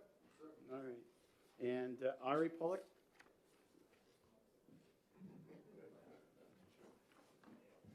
Good morning, Mr. Chairman, members of the committee. I'm Ari Pollock from Gallagher, Callahan, and Gartrell, lobbyist for the home builders. You heard it from Mr. Mayberry. The association supports the program. really appreciates the bipartisan effort put forth by Representative Vos, yourself, Senator Waters. Great to see Senator Waters and Representative Vos side by side here this morning. It's a beautiful thing, right? Putting forward a bipartisan amendment to keep these critical programs afloat. We just wanted to add our voice to the loud chorus you're hearing this morning in support of the bill and the programs and the amendment. Thanks very much. Thank you very much, Ari. Any questions from the committee? Senator Clegg, you're the last one. That's good, because now I don't have to say very much. I want to thank everybody for all the work you've And done. we appreciate that too. Senator Waters, Senator Abad. And as you can see, it's a very important program. And we all have to remember that we have an awful lot of grandparents now taking care of grandchildren because of certain crises. And those are the ones that desperately need these weatherization programs. You're living on Social Security, there's not a whole lot of money left to buy the heat. Thank you. Thank you for your testimony. Questions from the committee? Seeing none. Thank you very much. And we're going to close the hearing on HB 549. We'll wait for Senator Guy to get back so we need an exec. We're going to open up the hearing back on HB, where is it? 266 and finish up our testimony. Eric Anderson? No? You wanted to speak and you were opposed? Thank you for being patient, Eric. This is one of those things where we're just trying to get things done, expedite them best we can. So 266, back on 266, the fishing game. And Eric, you have the floor. Thank you, Mr. Chairman and committee members. My name is Eric Anderson, for the record. And additional to that, I've been a fisherman for over 50 years, and my comments represent the concerns of the New Hampshire Commercial Fishermen's Association on this legislation. We've read the legislation and have determined that we oppose it. As we understand that this bill would amend RSA 211:31 to add the definition of traps, except those that are clearly abandoned and no longer may be used for their intended purpose. From our determination in translating that statement, it would allow any individual or scuba diver, and we consider both of them to be laymen in the industry, to subjectively determine that a trap has been abandoned or no longer may be used for its intended purpose. From a lobsterman's perspective and an enforcement concern, this language is vague and arbitrary for the purpose of definitively defining abandoned or no longer used for intended purpose. It clearly, easily could lead to theft and unauthorized taking with no recourse or penalty. Currently, lobstermen build, buy, and repair their traps to their standards. Even within our industry, what one fisherman might consider a trap as unusable, another fisherman would consider completely acceptable. So the intended purpose has a wide bandwidth. When traps become separated from a buoy, the lines, a lobsterman does not consider them abandoned and will go to great length to grapple them back, and with much success. They are not abandoned. Trap material, just for your knowledge, the material that requires cost of building or repairing has gone up between 23 and 25% this year. So we value what we have and we repair them to a variety of standards. And what was previously testified, a 3-foot trap is in excess of $90 a piece. A 4-foot trap is in excess of $130 a piece. So we value that, for that, if that information helps you take into consideration how much we value our gear. I hope it does. Fishermen do their best to repair their traps in a variety of ways and do not want others to determine it abandoned or no longer useful. If the adage, if it's not broke, don't fix it, has any merit, RSA 211:31 should stay as written without amendment. When gear comes ashore, many beach owners will either contact Fish and Game, because every trap has a ID tag in it. Fish and Game will contact the owner, and that owner has a responsibility to remove that gear from the beach. This association is proud to state that for over 25 years, it helps sponsor and participate in the springtime annual trap cleanup event that gathers gear and materials at wash ashore. We clean the coast from Seabrook to Portsmouth, and I can say with confidence we've removed hundreds of tons of trash and debris from our New Hampshire coast. We do it with no fanfare, no glitter, but with the pride and responsibility that comes with our profession. From previous testimony, I would like to say in some of your comments, this is not an issue where you just simply attach a buoy to a bunch of abandoned gear that might have been identified in the water. There is logistic issues. As I said, I've had 50 years of experience on the water. There are logistic issues that are just immense in just doing this on a willy-nilly basis.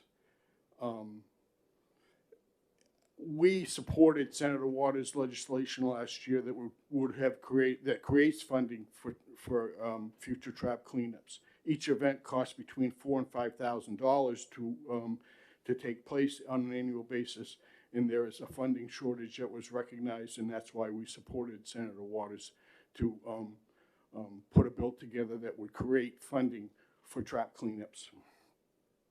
As far as a resource loss that was identified as problematic, I would say with complete confidence that a lobster goes through a lobster trap thousands of times during the course of its lifetime.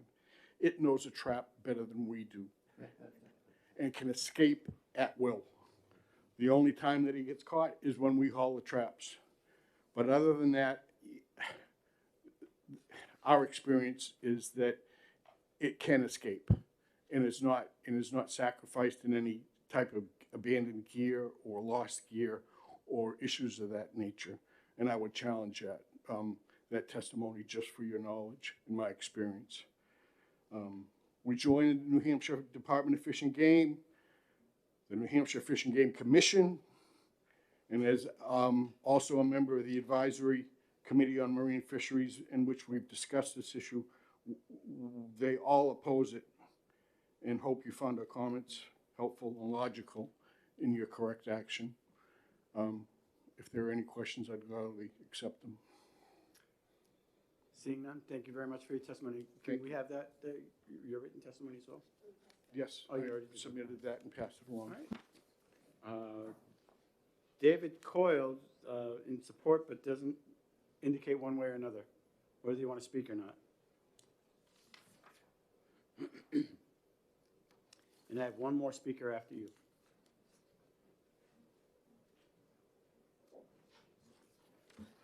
Good job. Thank you, Senators, for seeing us. My name is Dave Coyle, and I'm representing the diving community. Our diving community really just wants to be able to give back. We're out and I'm an avid diver, I'm an instructor, I'm teaching people that right now we cannot touch lobster pots. And we're doing cleanups and we're doing different things to be able to help our community. They just want to be able to help our community. So they want to be able to just have a way, something set in place so that they can tag the pots and then have some way of being able to help out to be able to remove them. Because as we're diving, we're just seeing these things under the water and they just want to help. So that's my involvement in this. And so that's all I have to say. Senator Waters. Yeah, I thank you so much for your testimony, and I really appreciate, the interest that divers have. And I guess I would just say, I imagine you're aware of the Coastal Cleanup Day. Yep. And the desire for Fish and Game and the conservation officers and everyone else to take advantage of your volunteer services, but under that rubric, under that organized way rather than independently like this. So I just want to say I appreciate that, and I'm glad you understand and hope that folks will be wanting to participate in the program. Thank you. Thank you very much for your testimony. All right. Dan Miller?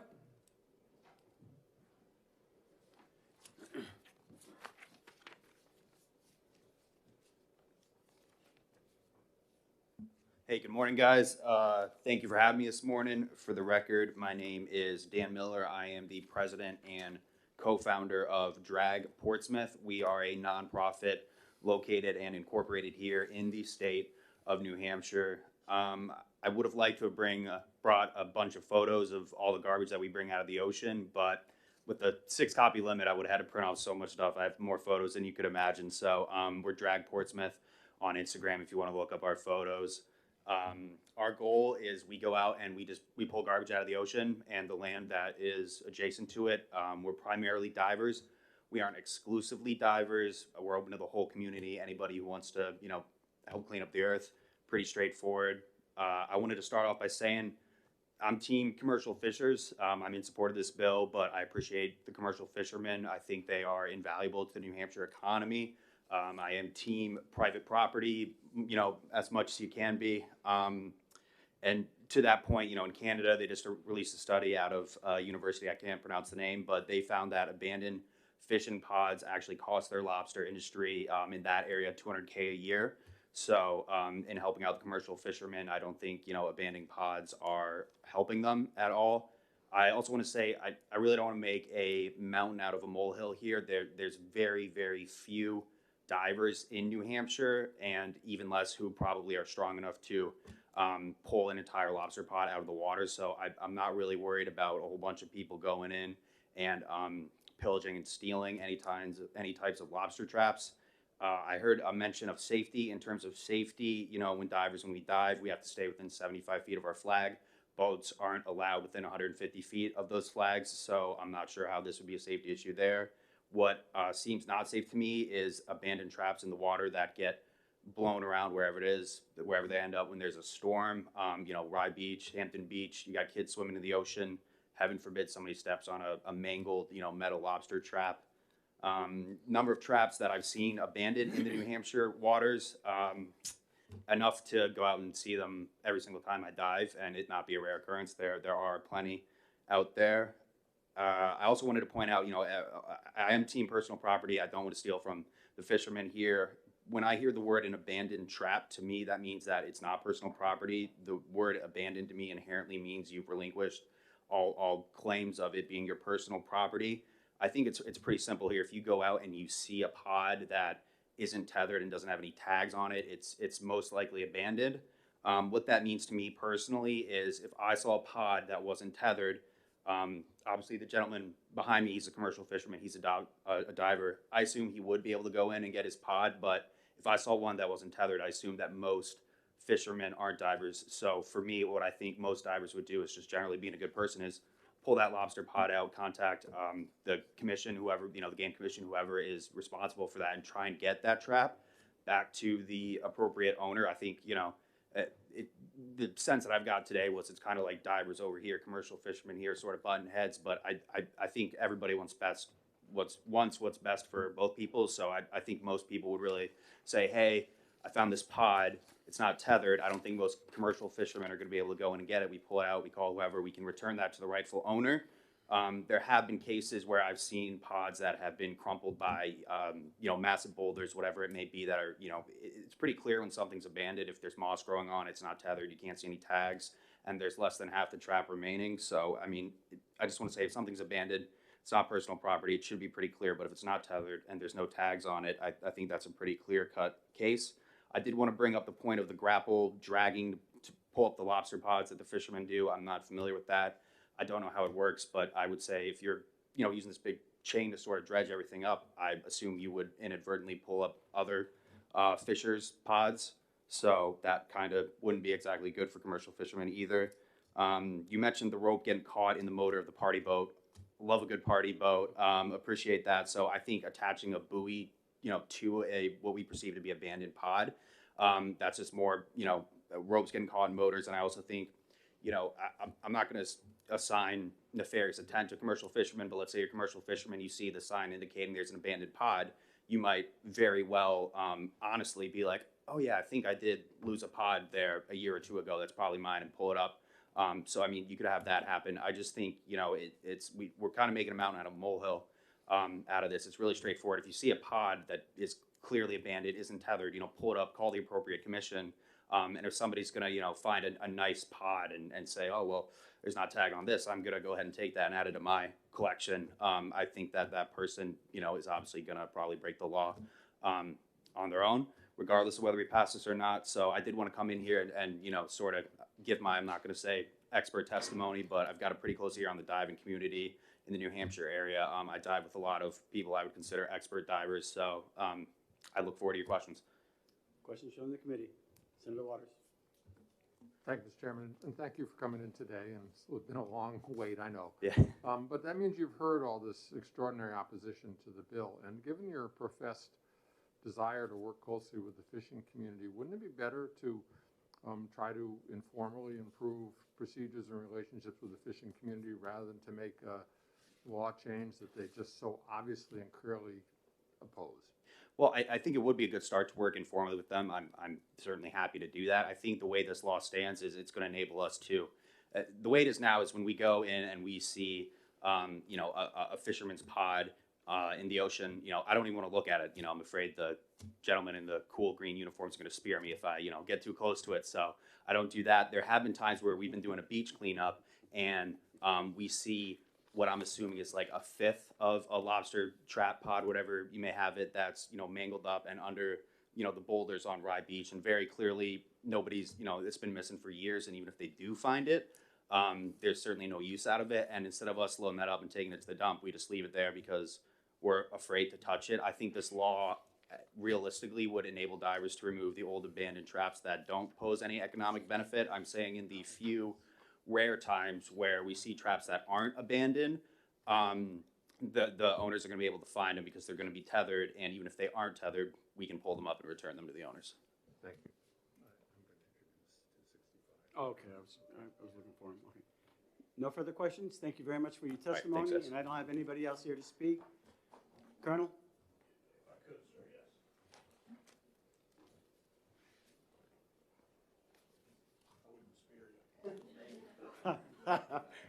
His eyebrows did raise a little bit.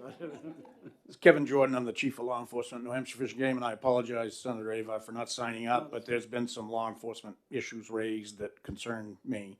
In answer to Senator Geider's question about how many of these cases we make about abandoned or tampered traps, we make probably less than 5 a year. However, we get anywhere from 50 to 75 complaints per year. It is a very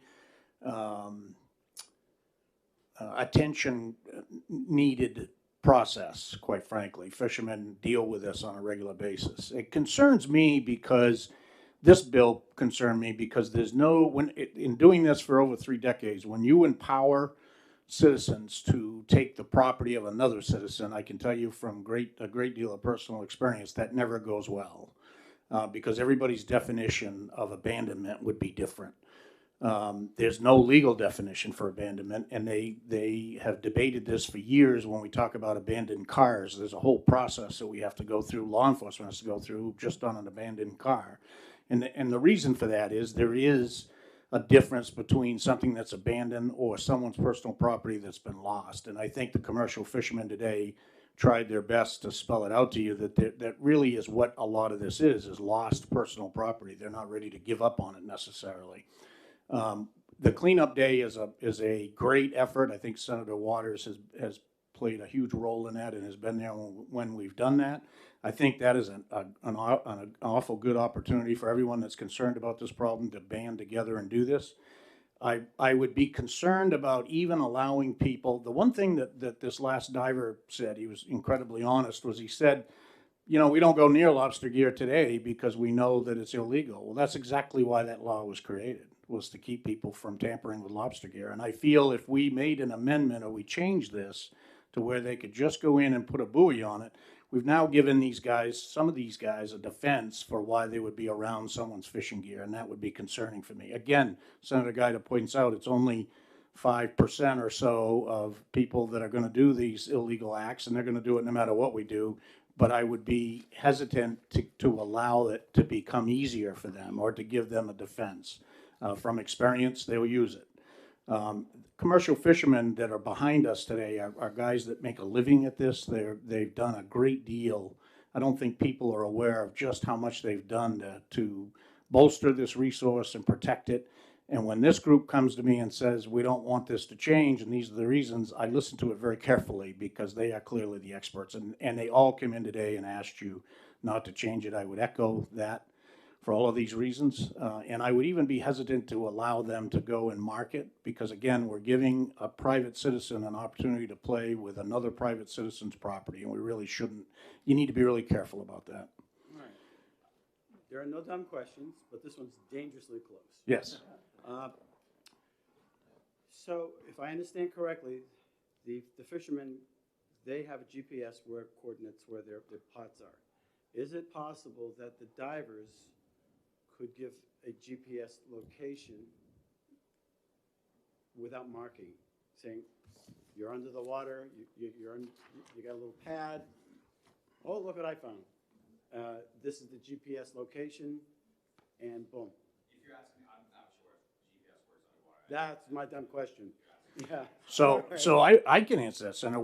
My officers do this on a regular basis. So they'll GPS an illegal bait site, they'll GPS a kill site, they'll GPS evidence found. It's pretty successful, quite frankly. The technology has advanced very, very well. So I quite frankly think you could do that without going near the gear or without touching it. And to me, if we're going to do anything with this, that would be an appropriate thing. So a conscientious diver could say, okay, or could surface, follow the bubble straight up, whatever, if that's possible. Yeah. And then say GPS coordinates. The only problem I could see with that is if it doesn't take into account the movement of gear. Well, But you could say on Saturday, I found this gear at this GPS location. The the other, tide location and the wind temperature. right. The other problem that we would have if they buoyed it would be, I'm limited. I have 5 officers down there doing all of the work. So I'm limited on staff. I certainly couldn't put divers down to recover gear. That's something that we would reach out to the fishermen to do. And I did reach out to the officers down there while I was standing in the back of the room this morning to find out if they've had issues with gear getting caught up. As Mr. Marconi had stated, we've not seen a lot of that. We get far more complaints of people tampering with other people's gear. We get a lot of that. So that's a bigger concern based on what we're hearing than navigation. And we're an agency that doesn't want a bubble gum wrapper on the ground. So I get it with a litter, but I think we need to be really careful about who we allow to clean it up and how we allow that. And I think that cleanup day is the time to do that. And GPS locations from, I know all divers, most divers are using that technology. There seems That's to the be- way to go. Yeah, I mean, if you can take pictures underwater and basically give a general location of where, okay, we've seen a big pile due to this GPS coordination. If somebody wants to drag that helps everybody. And that I'm trying to find a solution without I understand. picking everybody off because Sure. it, touching Yep. my property, don't do Right, that. Get it. right, That- right. that- And we have to be careful finding a solution. We don't create 3 other problems. Right. That's the other issue. All right. Any questions from the committee? Thank you very Thank much. you very much. And we're going to close the hearing on 266. And thank you for everybody for testifying. I recognize Senator Waters for SB 265.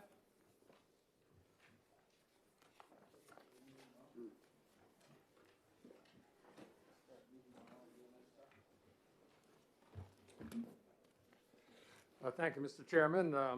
Senator Waters, District 4, and because Senator Khan is introducing other bills today, I'm going to introduce Senate Bill 265, and this is a needed clarification of the notification language permitted in the aggregation of electric customers by county. We passed this bill, House Bill 315, last year, great program, and so the clarification is needed here, and we have some Cheshire County folks who come speak to this, is that previously it said you would have to notify every retail electric customer in the county. And if you're just doing it in one small town as a couple hundred people, maybe you don't want to have to send notification to everybody in the county, and that's for the opt-out, and then also for the opt-in, it has the same kind of language there. So I think this is a technical clarification. It's going to save the counties some money and help this program be run efficiently. So I'll stop there, and I believe we have some other folks who would testify to the experience the counties are having. Thank you, Senator. Appreciate your testimony. Just so everybody knows, just for time constraints, I want to be able to exec by quarter of 12. So I want to move this right along if at all possible. So with that being said, Terry Clark.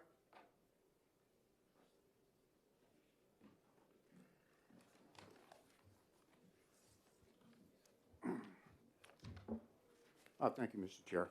My name is Terry Clark. I'm a county commissioner in Cheshire County. And first, I want to thank Senators Kahn and Waters, Perkins Quokka, Evard, Bradley, Sherman, and Prentice, as well as Representatives Bixby, Manivel, and Bucco for sponsoring this bill. Last year, the county was preparing an energy plan so we could participate in community power aggregation with the Community Power Coalition of New Hampshire. When to our, well, just imagine our horror when we discovered that in order to aggregate the county's internal electric load on an opt-in basis, we'd be required to give mailed notice to every electrical customer in the county. I mean, there was an oversight. Thank you. I mean, obviously. And it was easy to see how it occurred in the legislation, because the legislation was mainly written for municipalities in mind. Cheshire County is not seeking to enroll every electrical customer in every Cheshire County town individually in power aggregation, as a town would. Rather, we want to aggregate electricity for county-owned buildings, which total around 6 million megawatts annually, and so it has an aspirational 8% monetary savings in the county budget.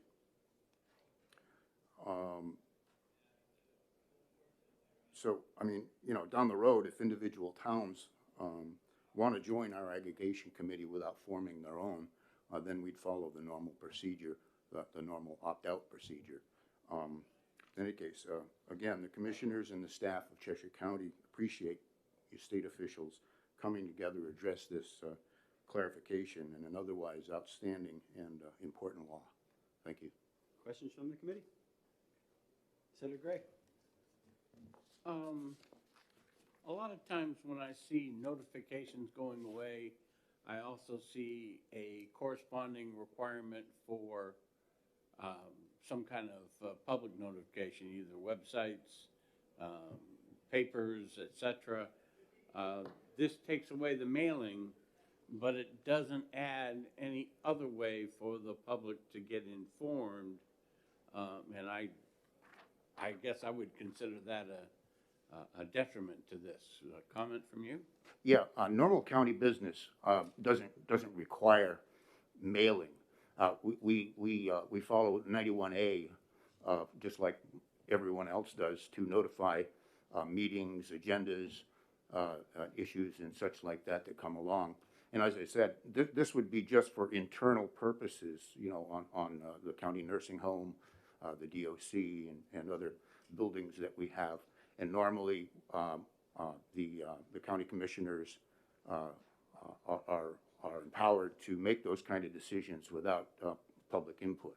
So this really doesn't take away, I mean, I can understand if the county were going to say, okay, every town in Cheshire County, you're now going to aggregate your power. Well, of course, we'd have to notify each and every one of the individual ratepayers, businesses, and whoever else is in the county. But that's not the case here. If, like I said, if for example, later down the road, one of the smaller towns who haven't created their own power committee wants to join our effort, then we would notify each one of the ratepayers in their boundaries. Does that answer your question? Or you Senator Waters? Thank you, Mr. Chairman. Hearing what Senator Gray said, would it create a problem if we did insert after the bold shall not be required in sentence that would say like in accordance with 91A, municipalities and counties shall post notice of such aggregation programs?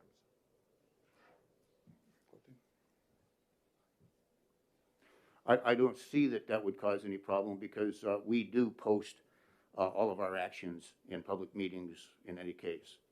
So I don't think that that would be a problem. Senator Gray, does that work? It helps a lot, yeah. Yeah, I think it's a good idea, good idea, yeah. So we'll have a committee amendment for that?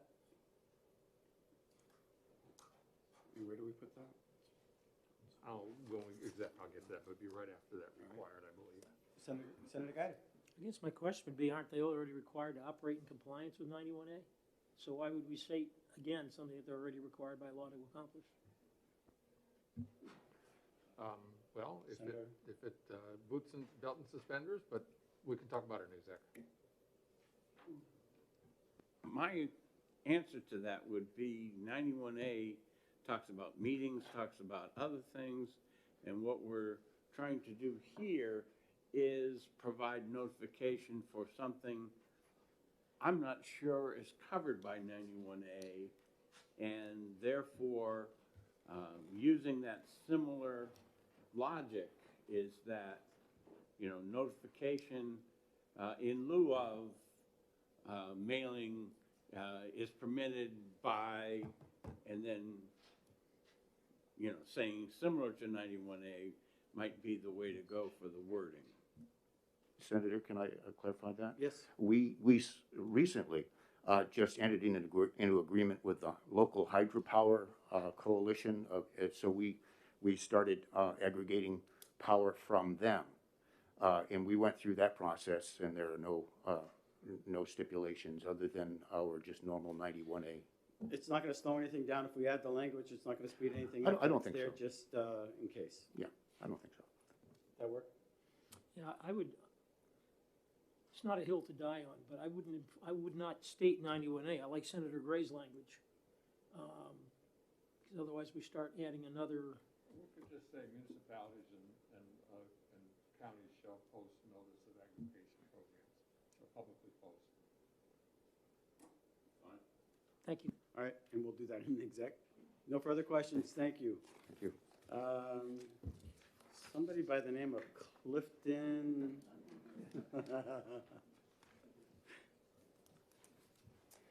Welcome. Well, thank you. Good morning. It's still morning, senators. I am Clifton Belo. I am the vice chair of the Community Power Coalition of New Hampshire and assistant mayor of the city of Lebanon. The coalition is a governmental instrumentality created pursuant to a joint powers agreement under RSA 53A with 16 municipal members and 1 county member. The 16 municipal members comprise about 18% of the state's population. And we were formed to help communities implement municipal aggregation programs.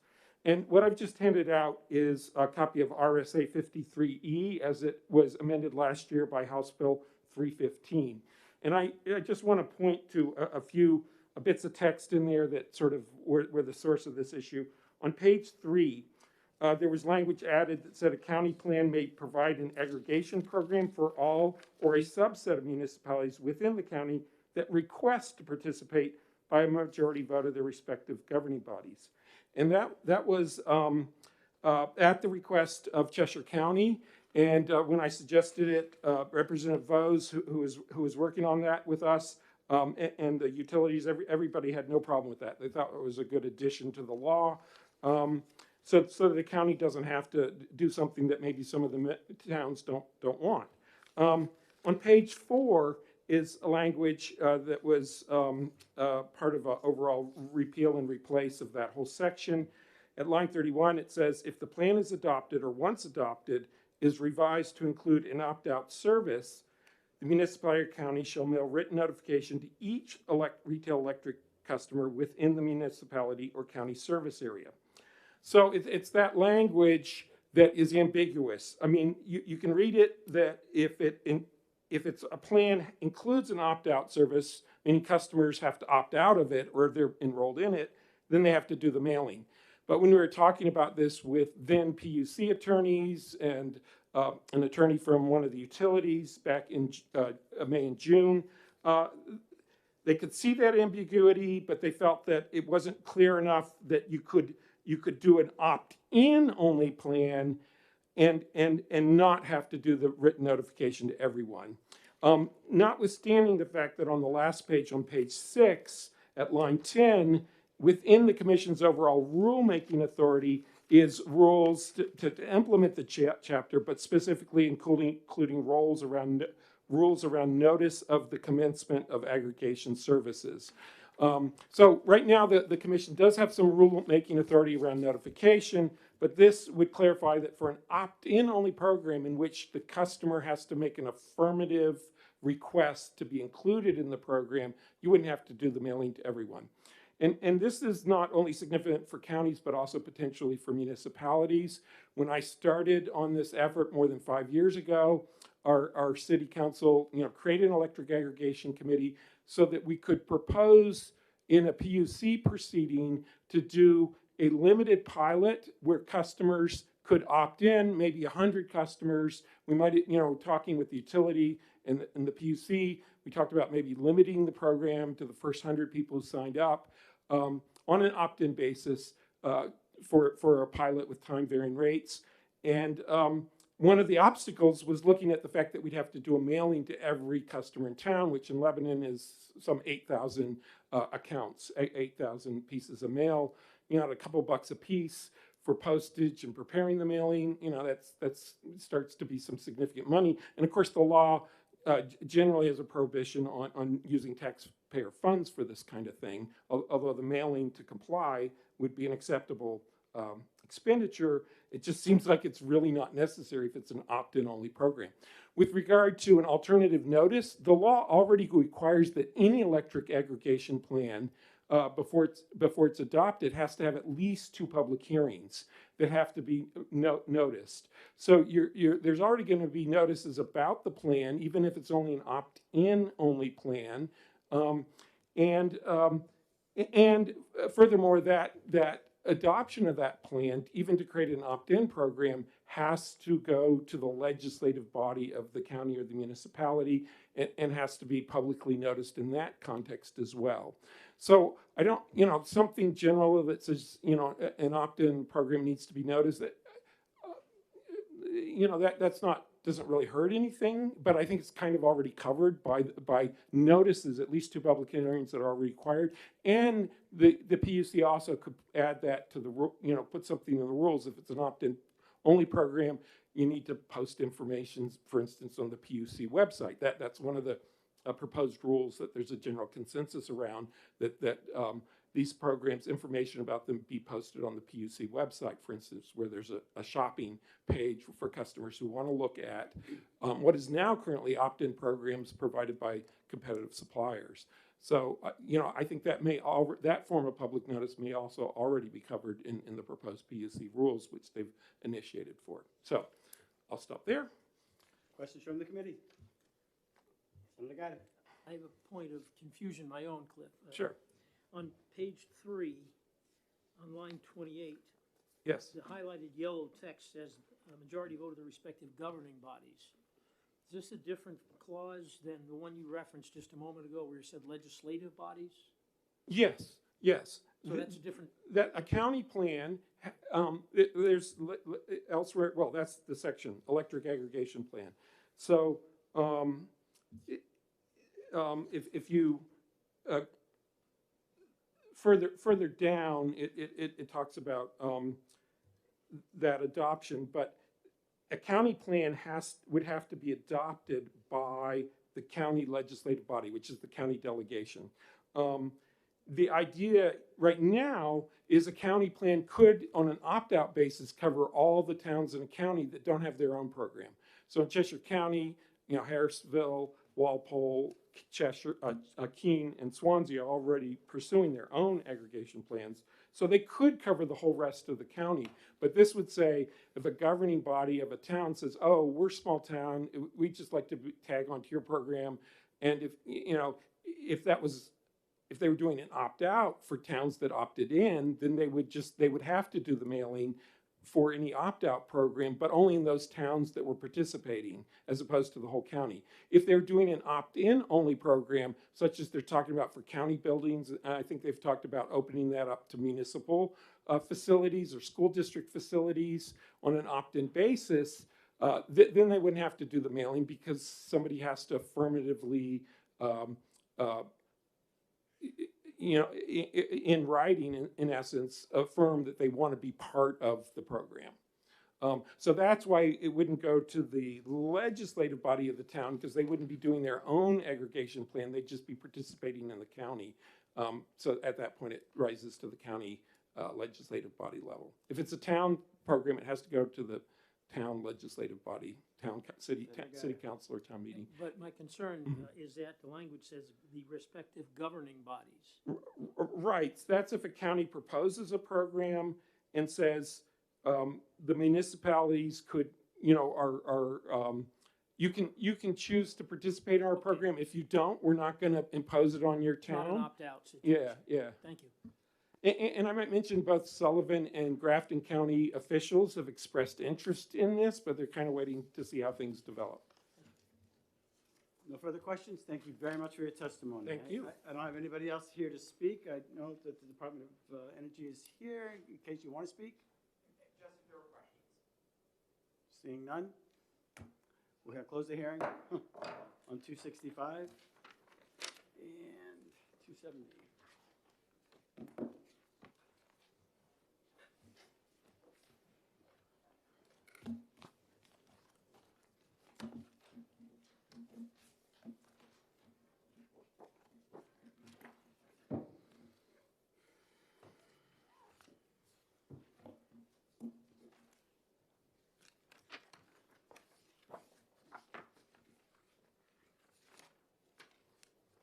Recognize Senator Waters.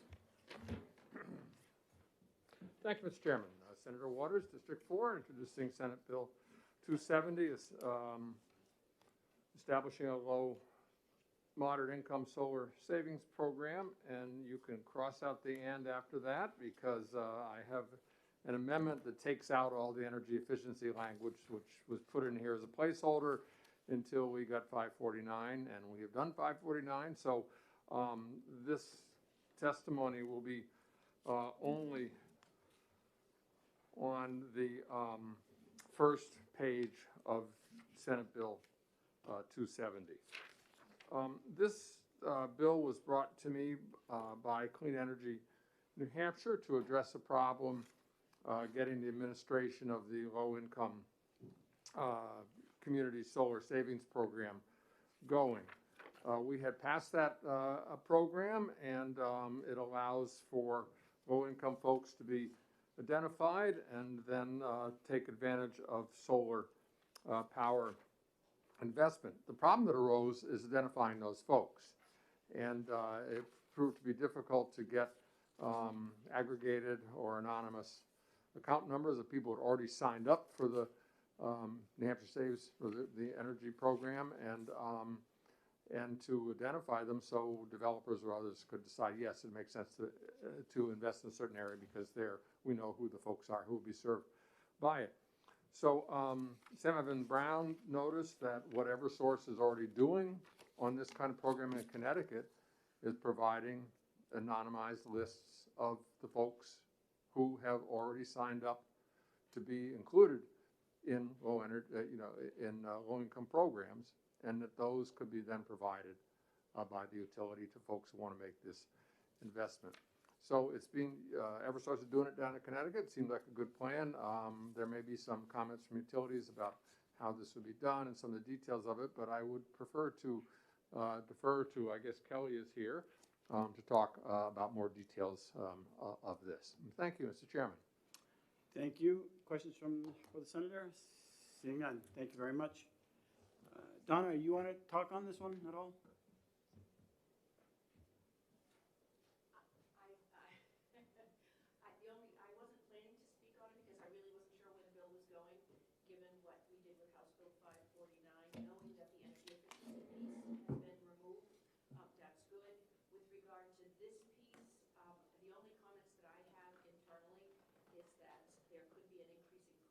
In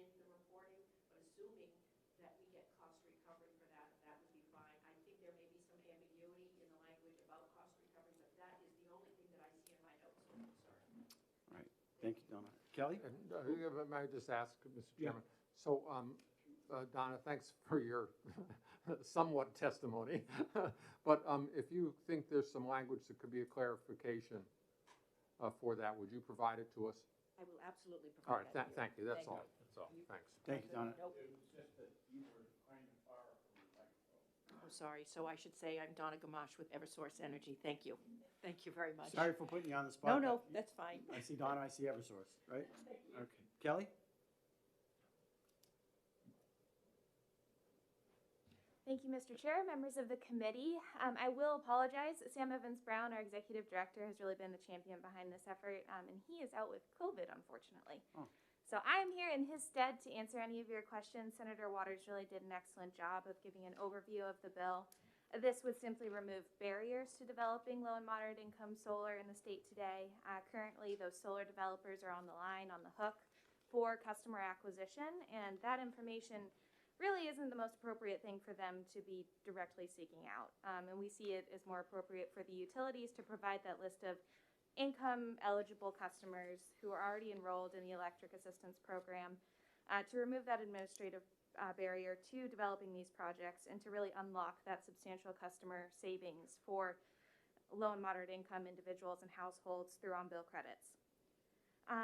This administrative fix really seeks to solve one of the issues identified in a request for information that Eversource issued this summer. That said, developers are really struggling to get this list of customers put together. This would also establish a lottery process in which those customers would be anonymously identified, and then a lottery would be assessed to pick out who would be put into these programs to get the cost savings.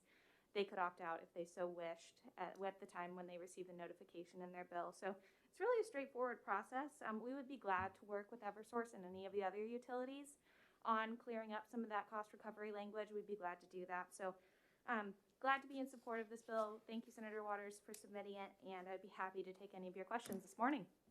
Any questions from the committee? Senator, no? Seeing that, thank you very much for your testimony. Thank you. Josh Elliott, do you have anything to say?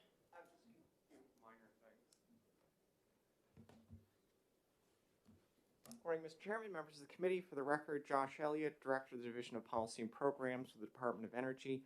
I just have two small items. They're more housekeeping than anything else.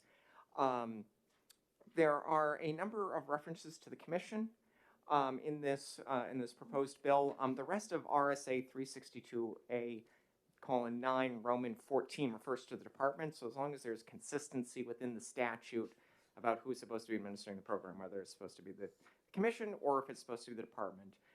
Regardless of the way that the committee decides to act on this, at the very least on line 25, that does need to stay the Commission because the Commission has the authority to assess fines, which is authority that the department does not have. So whatever direction, that one does have to stay the same. The second comment that I have, line 5, is which page? Oh, excuse me. I'm sorry. On page 1, line 5, regarding the list of potential lower moderate income resident customers. Line 5 says this list shall consist of residents who have applied to take advantage of EAP. The earlier in the section it says who qualify to benefit, just as long as there's consistency there between the two. For example, I could apply for EAP benefits. I don't qualify, but according to they could be interpreted as such that then I would be on this list to qualify for lower moderate income solar. All right. Do we have a fix for that? Yeah. Oh, go ahead. Yeah, Senator got it. So we would consider a committee amendment to just add and qualify after the word applied? I would think just qualify because of the point he has made there, because that's how they develop it's by income level, it's known who qualifies for it, whether they apply for it or not. Can I ask a question? Certainly. Yeah, thank you, Josh. So, I think we can fix that one. Could we go through each commission reference here? And I guess the bottom line question is the department willing to, and the appropriate place to administer this program? Happy to go through line by line. I would want to make sure before committing the department to something that we would have the staff available to do it. I will say there's Representative Harrington has a cleanup bill for the Department of Energy. I know the EAP program right now is a bit sort of in flux in terms of qualifying. We have to submit the budgets right now to the PUC for approval. I know they're opening a docket on that, which is a bit unusual. So I know there's some discussion of whether or not to clean that up, of whether it's going to be the department or the department just sort of does the perfunctory submitting the budgets for approval by the commission through the docketing process. Well, if I may follow, Mr. Chairman, it seems to me, and get back to us on this. It seems to me that the two references to commission in line 6 and line 7 might appropriately be the department. And I guess on line 14 as well. And then, as you note on line 25, that needs to be the commission. So, Yes, those were the three I highlighted. And then yes, just on line 25, that needs to remain the commission yeah, so regardless. if you would, just check and see and talk to Kelly and others about where this is most officially administered, we'll take your advice. Okay. I would think. So. No, happy to do that. Happy to touch base. Thank you. Touch base with Kelly, and then figure out within the department where it makes the most sense. Of course, we're always looking for efficiency. So if it makes more sense for somebody else to take it, we're more than happy to let somebody else do it. Thank you. Thank you, Further Senator. questions? Seeing none. Does anybody else want to pipe in on this? Going once, going twice, and we will close the hearing on 270. Is there a motion to move into exec? Moved by Senator Gray, seconded by Senator Gaida.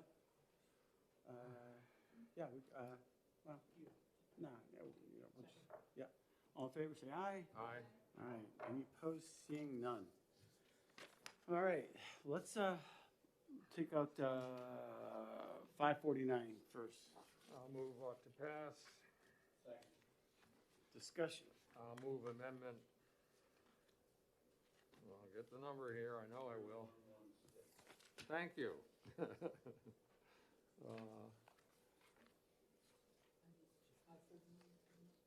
Yeah, I'll move amendment 0116 to 549. Yeah.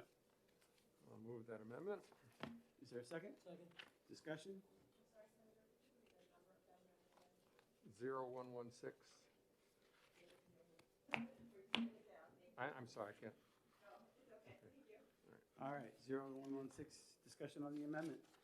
Senator Perkins Coker. I just wanted to quickly take the time to thank Senator Waters and Senator Avard for their hard work on this. I know it's incredibly important to a lot of people, and it's important to the housing community, and I'm excited to see the broad agreement that came out of it. So just wanted to briefly say that. Senator Gaida? No, I share those remarks. I've heard from providers who are desperate to keep their workforce going. And so I guess I would ask a question, are we planning to fast track this through the House as well? If I may, Mr. Chairman, the plan is that, I thought we were going to meet on the 27th, but it looks like we'll meet the following week.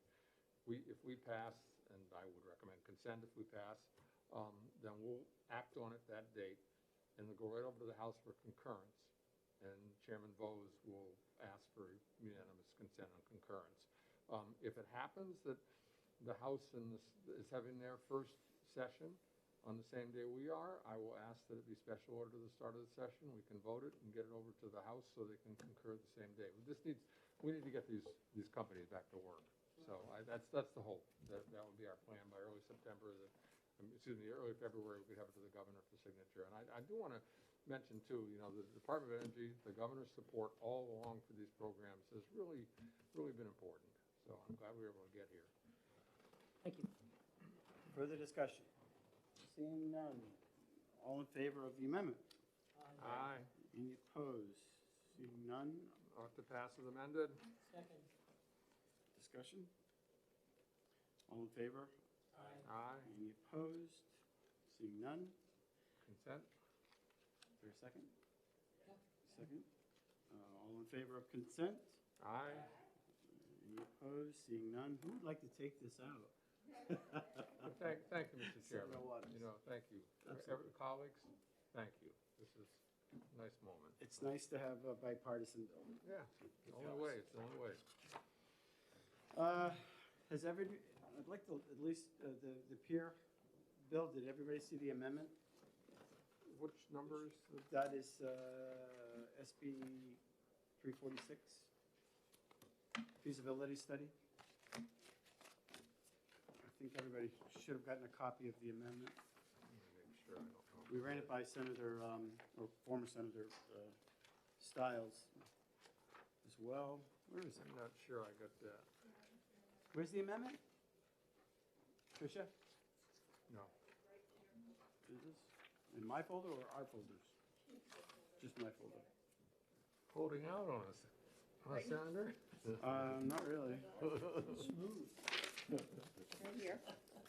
Oh, in that I put pile. them in there, yeah. My fine, my There's fault. him, King of Hampton Beach. Yeah.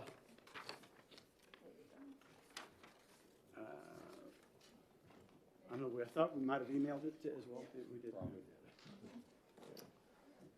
Beach Pier feasibility study. Looks good.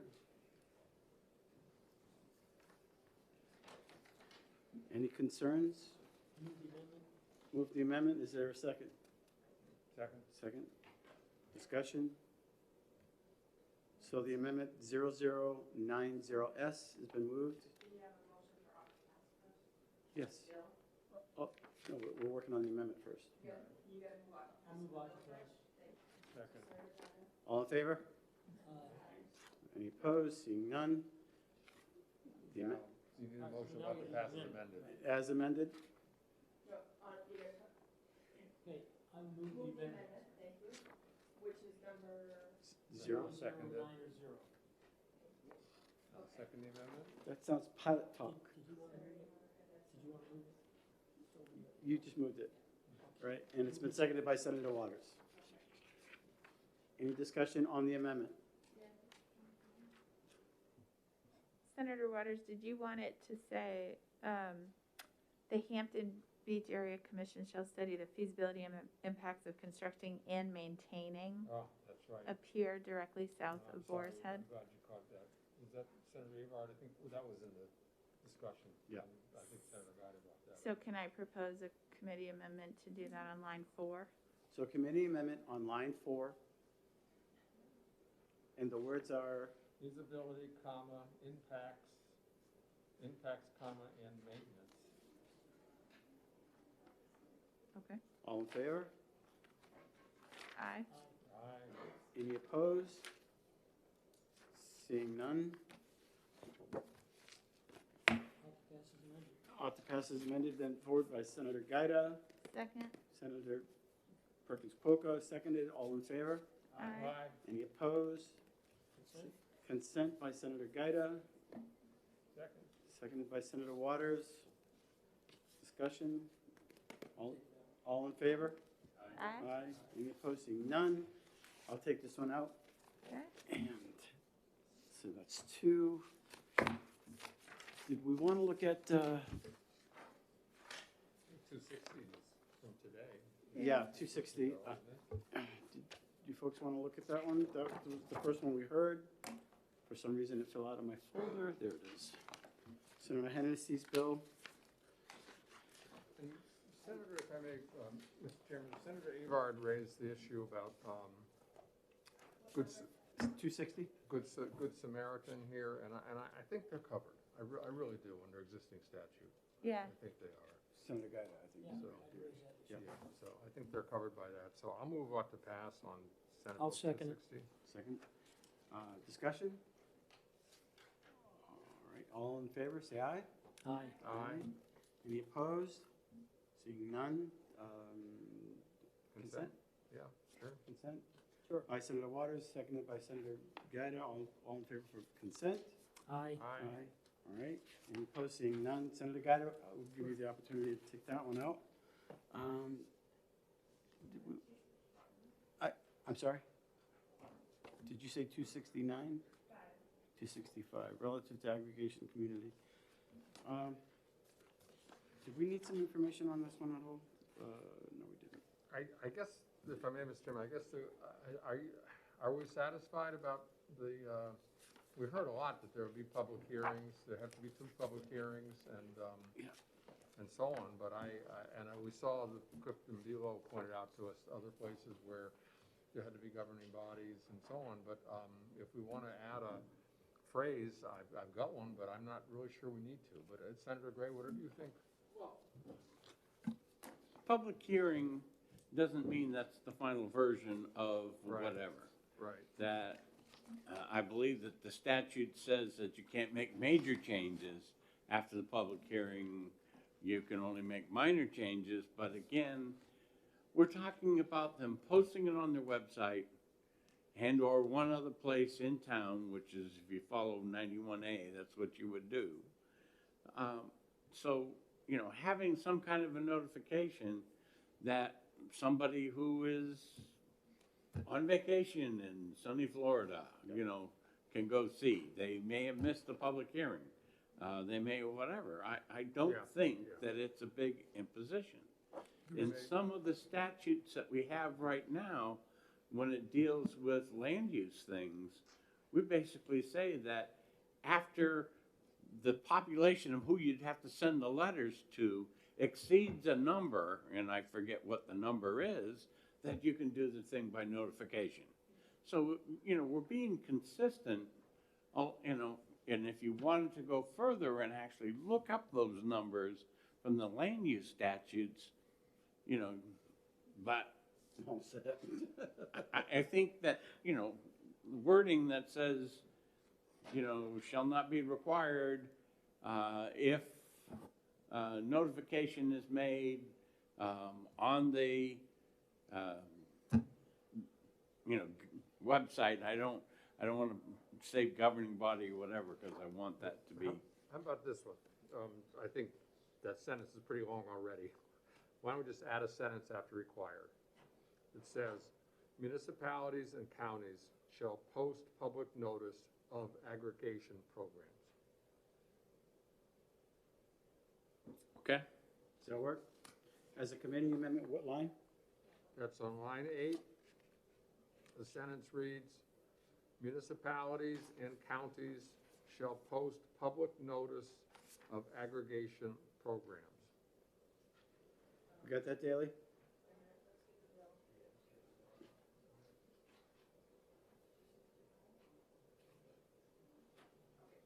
I'd be glad to give you this. Why don't I just give this to you?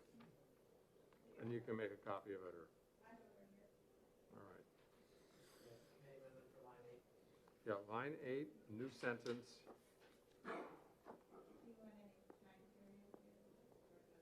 No, I don't. Municipalities and counties shall post public notice of aggregation programs. You got it? We good? Okay. All in favor of the committee amendment? Aye. Any opposed? Seeing none, is there a motion on the bill? Did we move it in the first place yet? All right, so I'll move on to pass Senate Bill 265. Seconded by Senator Perkins Coker. All in favor? Aye. Any opposed? Seeing none? Yeah, all right. So I move on to pass the committee amendment. Line 8, yeah.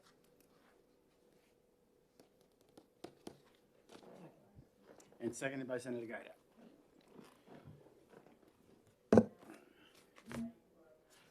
All in favor? Aye. Aye. Any opposed? Seeing none, is there a motion? Move on to pass as amended. And seconded by Senator Perkins Coker. All in favor? Aye. Any opposed? Seeing none. Consent. Seconded by Senator Gray. All in favor? Aye. Any opposed? Seeing none. Senator Perkins Coker, would you like to take this one out? All right. So it's 1, 2, 3, 4, 5. What? 266. 266. Did we just? Where's 266? It's the lobster pot. Yeah, I don't think so right now. Move ITO. I actually want to have a discussion on it. I don't want to kill it just yet. I'm thinking of the GPS situation. You know, Need a law for that. I don't know if we need a law for that. I You think don't. that that's something that Fish and Game could work out. 'Cause they're not touching them, see? They're not yeah. touching them. If you folks want to do it, I'll probably oppose to ITL, but Well. that's okay. Just, I don't want to, I mean, Mr. Chairman, I don't want to step on your toes. But no, no toes being stepped on, but if you guys want, that's fine. You vote your conscience. I just thought maybe we could work on some language because I want to solve the Well, problem. I'm going to move ITL for purposes of discussion. Okay, and seconded by Senator Perkins Corbett. Discussion. Yeah, so it's very clear from the testimony that we're opening Pandora's box. For anyone that wants to steal the traps is doing it right now. Mhm. So changing the law is not going to change that fact. Secondly, like the colonel said, the minute you open that door to someone touching it, now you're opening the door to more potential misbehavior. To mark the location with a GPS does not require a law. They do it all the time right now. That's just a matter of common sense. If a diver has a boat, which I would presume most do, and they find a pot or a bunch of pots, they can mark that with their GPS when they get back on the boat, within 75 feet or whatever from their flag, and they're off and running. There's no law required for that, and I'd be reluctant to pass one. How do you require someone that finds that to GPS mark it? I don't get that. Question is are we licensing people to pollute? I mean, these traps, they're there. There's no mechanism in the deep water to pick them up. I know that it's volunteer to, for the divers to go down and do this. I don't think I like them touching it either, to be honest with you. Or recovering, obviously, because it is a personal property, and that would get my heart aflame to somebody touching my property for any level. I get that. So we can amend certain things, but at the same time, there's a bunch of trash down there. I've snorkeled, and you see, just in our lakes alone, everything is on the bottom floor, and it's. If you see lobster pots in the lakes, let me know. Yeah, Okay. well, Great fish. with lobsters. You guys be surprised. I might. However, and I understand that some of the lobsters can come in and go out. Still, it doesn't solve the problem that the fact that there are mounds, due to testimony of lobster pots. Who's going to get them? Well, Mr. Chairman, if I may, remind about this, it's not accurate to say we have no programs to go get them. We've had the derelict fishing gear program for 20 years. Last year, we enhanced it. Also, we've had a dive team for Fish and Game for God knows how long. And they, as we heard, they go out and take care of these things that are these big balls out there that if they get in an area. We also heard that most of these are actually out too deep for divers. So if I think it's a misstatement to say that we're not taking care of the problem. I think we're doing a pretty good job of it, but we hear enormous resistance from the fishermen. I could see an amendment that says that divers may mark location of gear by GPS 2 weeks prior to the annual cleanup event. So if they want to participate in this, they can go out for a couple weeks beforehand, and that's good too, because then it wouldn't have, moved by the time anybody gets around to it. And they can participate, and I don't know if we need a law to do that, but if, that would be the one thing I think could give that window. And I just to add one more thing. What I really, Representative Hill alluded to this, and I've heard it elsewhere. He's got this other bill. They saw we set up this fund. And what he's interested in is divers now being able to get hold of that money that license holders are putting up for this annual cleanup day. And I tell you, I will fight that tooth and nail. And that's what makes me nervous about this bill, is because then it becomes a pretext for saying we want to try to grab that money that the fishermen are providing for the coastal cleanup day, not for some divers. Gotcha. So, I mean, you could come up with a replace-all maybe to beef up Fish and Game's dive team to go out and get this. That's a lot of money. I mean, look, you try to staff one of those.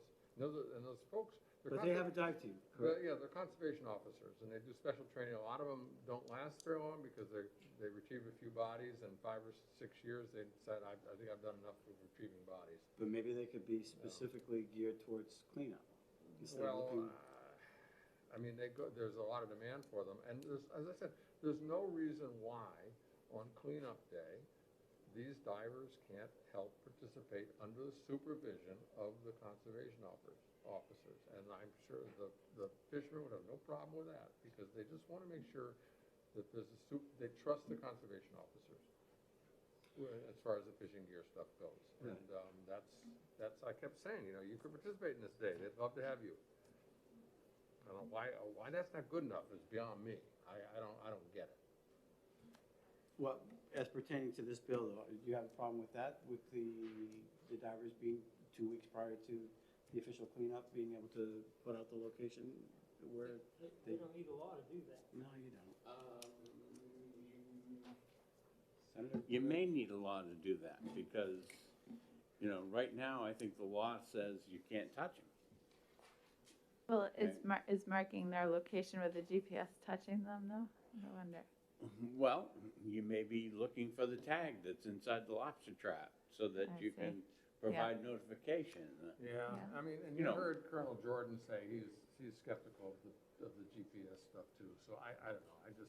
Well, actually, he said that he liked Yeah. they do use Oh, okay. GPS. He said they do it all So- the He time. says they Yeah. do it, he says they do it, Yeah. but whether, he didn't think it would work for divers. I think touching the pots is a taboo. That's a big, Yeah. that's a big issue. Yeah. I don't know, if there's a way to just say, look, the divers can say, hey, this is my GPS location. That's why I did the 2 weeks before, because you heard the divers say that if we get close to that stuff, we know the conservation officers can come at us, because the presumption is gonna be that you're close to because you're grabbing lobster. And listen, I gotta tell you, the diver community, great community and so on, but there are some folks out there who steal lobsters, happen all the time, and that's why they get 50, 75 complaints, right? Yeah. So if you said it was 2 weeks before, then the conservation officers would know, okay, they're gonna be out there, gonna be close to this stuff, but it's just this 2 weeks, so, and the divers understand the conservation officers aren't gonna come after us and be waiting there on the surface when we surface. But as prior law enforcement, that's an incentive. You now have a window of opportunity. Right, right. I'm just trying to help out here, but I just don't see a way to make it work. I mean, the fishermen, what? Can you imagine, we hit the hornet's nest, and can you imagine if we put something through to the house that just, it's gonna be ugly over there. Why antagonize it?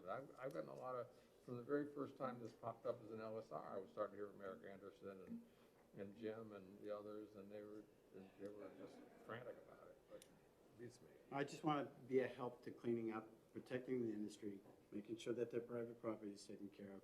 But at the same time, if there are mounds, if there are whales being choked off by some of the cords and stuff like that, I just, Oh, I agree. I want to make sure that the ocean bottom is clean, because I'm sure over the last 50 years, there's just a bunch of trash. Yeah. If I could offer, Chair, I mean, I totally agree with your comments. I would love to see us be able to be proactive about this cleanup, but seems to me, since we just beefed up this annual cleanup day last year, maybe giving that a little time, to work further is the right answer, because I'm in the same place you are. I mean, if we could do the GPS notification easily, I think that's about all I feel comfortable voting for. And I agree with Senator's Guide on Water. I don't know if we need a bill to But you do don't that. need a bill for Well, why don't, if we ITL'd it now, we're gonna get bills coming in from the House. If in the meantime, you talk to Jordan and others and they figure out that the GPS thing can work, we'll put it on a House bill. Okay. Yeah. So. All right. Okay. Motion of ITL, Senator Gaida. I seconded it. Seconded, Burton Cookler. All in favor to ITL? Aye. Aye. Aye. Reluctantly, I just know. want to solve it. But, I know, me too. We'll say you can, up that new pier you're gonna build, we'll say Yes. you can haul Yeah, there it you down. Okay, you'll be happy. Consent, Senator Gray on consent. Seconded by Senator Gaida. All in favor for consent? Aye. Any opposed? Seeing none? Yeah, no. Welcome. Make the fisherman No, happy. she, Senator Perkins Quokka. All right, the other two bills which had to do with the definition, I want to just add an amendment with the UNH on those. Yeah, can we, the three of us get together and Yeah, kind of we'll do work that on a little those? later. 'Cause I think I have a way to kind of. Meld them together? Well, Yeah. also to deal with some issues that there might be in the House over it. Okay. And I talked to UNH, so I have some more to add to that. So, move out of exec? Seconded Second. by, some- Aye, second. everybody in favor? Aye. Aye. And we close the hearing. Thank you. Thank Well you, done, Mr. everybody. Chairman. You're out of here. I need 5 or 10 minutes.